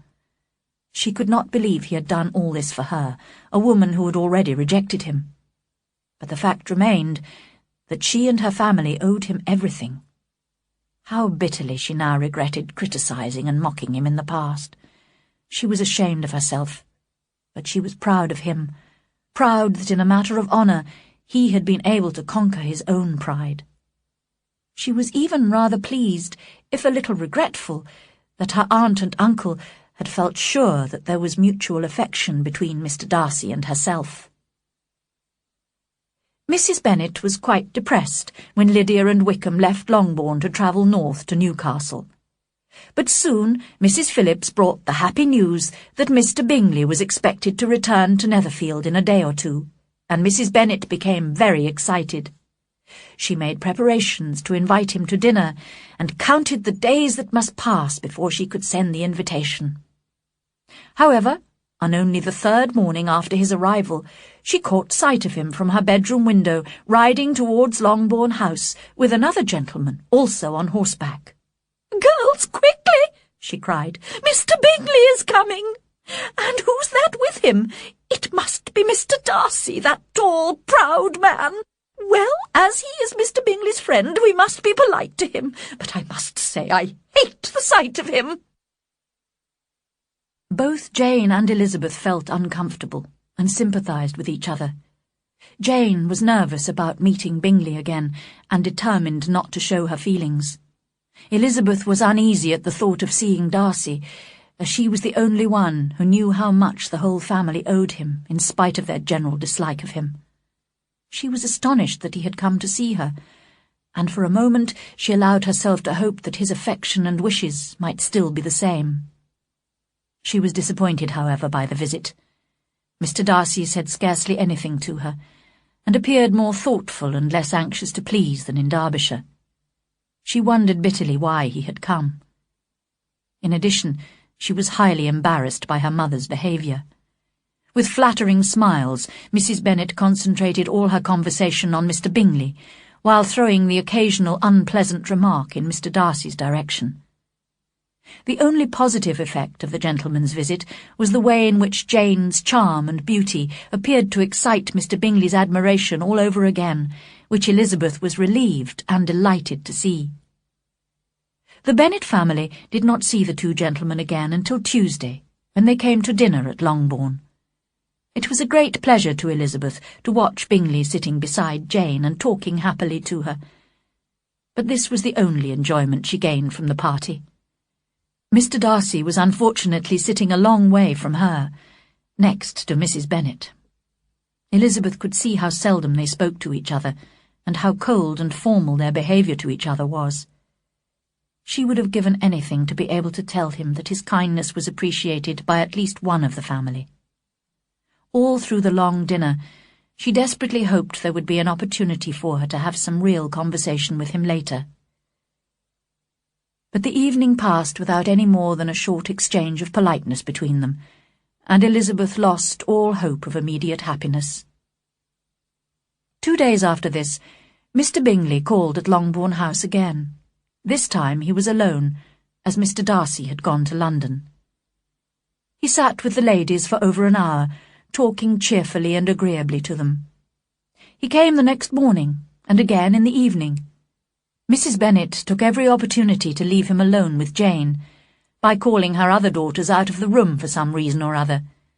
She was hoping to encourage him to propose, but in spite of her efforts, Bingley remained charming and agreeable and unattached. But on the third day, Bingley came in the morning to go shooting with Mr. Bennet. He stayed for lunch, and was still there in the evening. And when Elizabeth entered the sitting-room unexpectedly, to her surprise, she saw Jane and Bingley standing close together near the fire. They turned hurriedly when they heard her, and moved awkwardly away from each other. Bingley whispered something to Jane, and ran out of the room. Jane could not keep her secret from her sister, and kissing her cried, "I am the happiest creature in the world. Oh, Lizzie, I do not deserve this. Why isn't everybody as happy as I am?" Elizabeth congratulated her sister most warmly and sincerely. At last, she thought, the end of all Mr. Darcy's anxious advice, the end of all Caroline Bingley's lies and plans, the happiest, wisest, most reasonable end. "I must go and tell my mother," continued Jane, "as he has just gone to ask my father's permission. Oh, Lizzie, what happiness!" It was a joyful evening for all of them. Jane looked more beautiful than ever, and Bingley was clearly very much in love. Mrs. Bennet could not say enough to describe her delight, although she talked of nothing else all evening, and Mr. Bennet was evidently very pleased. Before the two eldest sisters went to bed that night, Elizabeth listened willingly to Jane's long description of Bingley's good qualities. At the end, Jane added, "Oh, Lizzie, if only I could see you as happy as I am. If only there were another man like Bingley for you." "Dear Jane, I can never be as happy as you, because I'm not as good as you. No, let me find my own husband. Perhaps if I'm very lucky, I may meet another Mr. Collins one day." The engagement was not kept a secret for very long. Mrs. Bennet whispered the news to Mrs. Phillips, who told all her neighbours in Meryton. Everybody soon agreed that the Bennets were the luckiest family in the world, although only a few weeks before, when Lydia had run away, they had been considered the most unfortunate. Chapter 12. Elizabeth and Darcy. One morning, about a week after Bingley had proposed to Jane, a carriage arrived outside Longbourn House. Elizabeth, Kitty, and their mother were in the sitting-room, when suddenly the door was thrown open and their visitor entered. It was Lady Catherine de Bourgh. They were all extremely astonished. Mrs. Bennet, flattered to have such an important visitor, received her with great politeness. After sitting for a moment in silence, Lady Catherine said very stiffly to Elizabeth, "I hope you are well, Miss Bennet. That lady, I suppose, is your mother, and that, I suppose, is one of your sisters." Elizabeth replied that she was correct in thinking so. Lady Catherine rose and said, "I would like to have a walk in your garden, Miss Bennet, if you would accompany me." "Oh, go, my dear," cried Mrs. Bennet. "Show her ladyship the different walks. I'm sure she will like them." As they passed through the hall, Lady Catherine opened the doors into the different rooms, looked in, and declared them to be reasonable-looking rooms. They went into the garden in silence. Elizabeth was determined to make no effort at conversation with a woman who was being more than usually rude and disagreeable. Lady Catherine began speaking when she was sure they were alone. "You must know, Miss Bennet, why I have come." Elizabeth looked surprised. "Indeed, you are mistaken, madam. I have no idea why you are honouring us with a visit." "Miss Bennet," replied her ladyship angrily, "however insincere you may be, you shall not find me so. A most alarming report reached me 2 days ago. I was told that you, Miss Elizabeth Bennet, would soon be engaged to my nephew, my own nephew, Mr. Darcy. Although I knew it must be a shameful lie, and I would not offend him by supposing it to be possible, I decided at once to come here to let you know my feelings." "If you believed it to be impossible," said Elizabeth with disdain, "I wonder why your ladyship took the trouble of coming so far." "I came to insist on having this report contradicted. Tell me, is it true?" "Your ladyship may ask questions which I shall not choose to answer." "This is too much. Miss Bennet, I insist on an answer. Has my nephew made you an offer of marriage?" "Your ladyship has declared it to be impossible." "It ought to be impossible, but your skilful charms may have made him forget, in a moment of foolishness, what he owes to himself and his family. You must tell me. I am almost his nearest relation, and I have a right to know his plans." "But you have no right to know mine." "Let me speak plainly.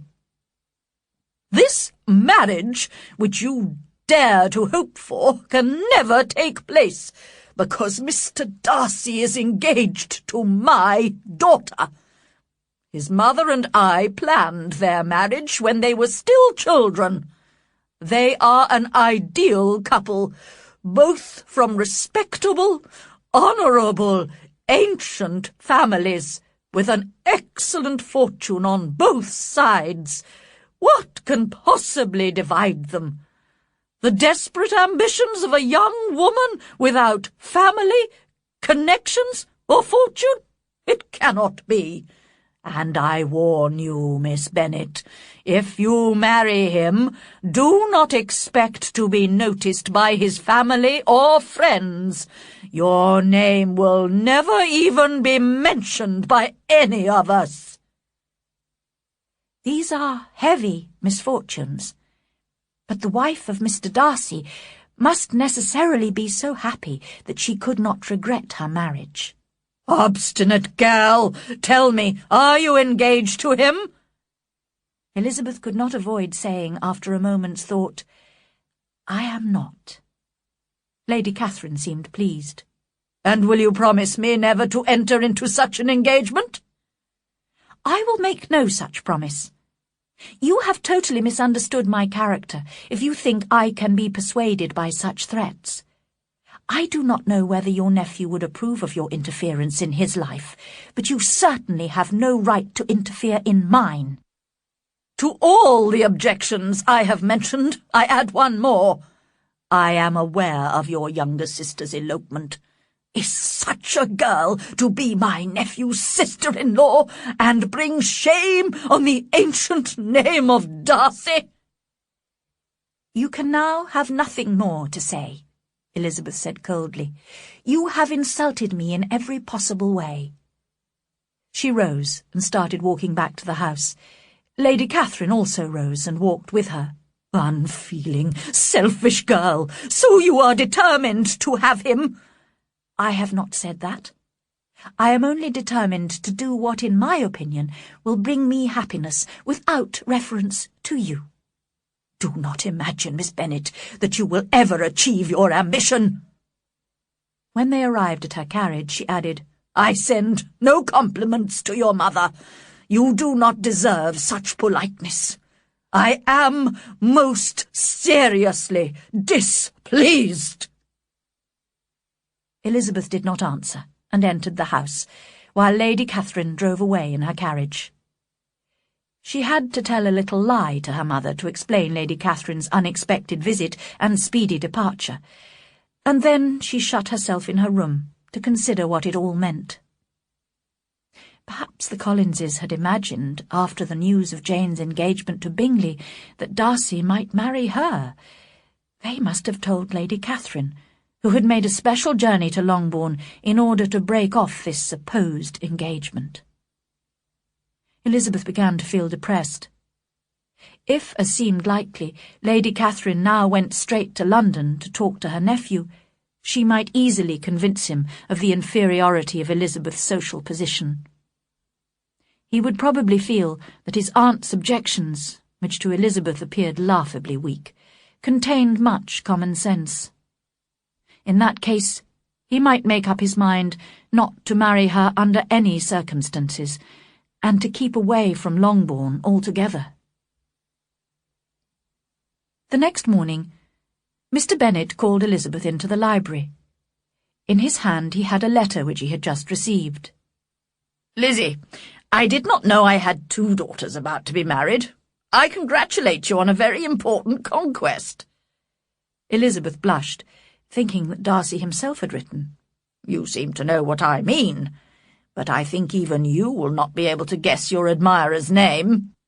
This letter is from Mr. Collins, and he first congratulates me on Jane's engagement, of which the gossiping Lucases have told him. Apparently the Lucases also think that my daughter Elizabeth might soon be marrying one of the great gentlemen in the country, Mr. Darcy, in fact. Now, Lizzie, I think I have surprised you. Could he have chosen anyone we know as a more unlikely husband for you? Mr. Darcy, who never praises, only criticises women, and who probably never looked at you in his life. What an admirable choice!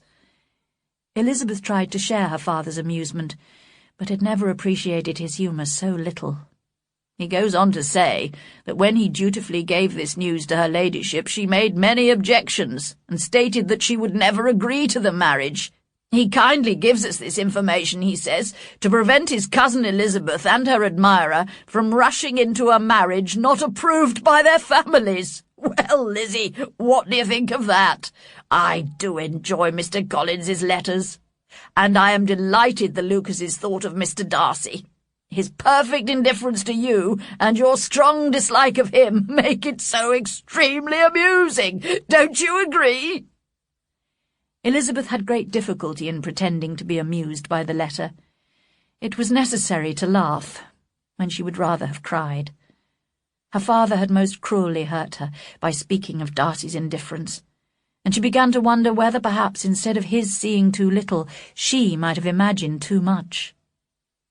In spite of Elizabeth's doubts, however, Mr. Darcy returned to Netherfield a few days later, and he and Mr. Bingley came to Longbourn soon afterwards. Bingley suggested they should all go for a walk, and while he and Jane concentrated on their own private conversation some distance away, Elizabeth found herself alone with Mr. Darcy. Taking a deep breath, she said bravely, "Mr. Darcy, I can no longer stop myself from thanking you for your extraordinary kindness to my poor sister. If the rest of my family knew of it, they would add their grateful thanks to mine." "I had hoped to keep it a secret," he answered. "But if you must thank me, let it be for yourself alone. I shall not attempt to deny that wishing to give happiness to you was one of my reasons for helping your sister. But your family owe me nothing. Much as I respect them, I believe I thought only of you." Elizabeth was too embarrassed to say a word. After a short pause, he added, "You are too generous to play with my feelings. If you still feel as you did last April, tell me so at once. My affections and wishes are unchanged, but one word from you will prevent me from ever mentioning them again." Elizabeth forced herself to speak, and immediately, though hesitatingly, gave him to understand that her feelings had changed so considerably since that time that she was now grateful and pleased to accept his proposal. When Darcy heard this, he was probably happier than he had ever been before, and he expressed himself as warmly and sensibly as a man violently in love can. They walked on, without noticing in which direction. There was so much to be thought and felt and said. She soon learnt that his aunt had indeed seen him in London after her disappointing visit to Longbourn, but unluckily for her ladyship, her critical comments and description of her conversation with Elizabeth produced exactly the opposite result to what she had intended. "It taught me to hope," Darcy explained, "as I had hardly ever allowed myself to hope before. I knew that if you had decided never to marry me, you would have admitted it to Lady Catherine openly and honestly." Elizabeth blushed and laughed as she replied, "Yes, you have experienced my honesty. After scolding you so rudely to your face, I was obviously quite capable of criticizing you to all your relations." "I certainly deserved all your accusations. As an only son, I was brought up to be selfish and proud, and to consider myself superior to others. I would have continued like that, if you, dearest, loveliest Elizabeth, had not taught me a lesson. I owe you a great deal for that." "And how soon I thought better of you, when I read the letter you sent me. When I realized your description of events must be true, all my prejudices against you were removed." They talked of their unexpected meeting at Pemberley, which had renewed their interest in each other, of Georgiana Darcy's immediate liking for Elizabeth, and of the engagement between Jane and Bingley. "I guessed," smiled Elizabeth, "that you had given your permission for their marriage." "My permission? No. But I must admit I confessed to Bingley that I had made a mistake in supposing that your sister was indifferent to him, and I encouraged him to return to Netherfield to see if she still cared for him. I am delighted to hear of their engagement. He will be one of the happiest men in the world when he marries your sister. Only I shall be happier than him when I am fortunate enough to marry you." Their conversation continued in this way, until they suddenly became aware of the lateness of the hour. They returned to Longbourn House, where they separated. That evening, Elizabeth could not help telling Jane her news. However, she almost regretted doing so when she saw the astonishment on Jane's face. At first, Jane could not believe that her sister was engaged to a man she had so disliked, and she wondered if Elizabeth could really be happy with him. But when she had been convinced by Elizabeth's explanations and promises, she was delighted, and congratulated her sister with all her heart. The next day, Mr. Darcy came to ask Mr. Bennet officially for Elizabeth's hand in marriage. Mr. Bennet also had to be persuaded that his favourite daughter could really be happy with such a proud, disdainful man. Only Mrs. Bennet did not need to be convinced, although she was, most unusually, speechless with shock when she heard the news. When she recovered a little, she cried, "My sweetest Lizzie, how rich you will be! What jewels, what carriages you will have! Mr. Darcy, such a charming man, so handsome, so tall. I am so sorry I disliked him before. 10,000 a year! Oh, my dear Lizzie!" During the weeks of her engagement, Elizabeth was glad to see that all her family were beginning to appreciate Mr. Darcy's good qualities. Determined to protect him from her mother's over-familiarity, she was relieved to see that Mrs. Bennet respected her future son-in-law too much to say more than a few words to him. In spite of this, Elizabeth looked happily forward to the time when she and Darcy would leave Longbourn and move to all the comfort and elegance of their own home at Pemberley.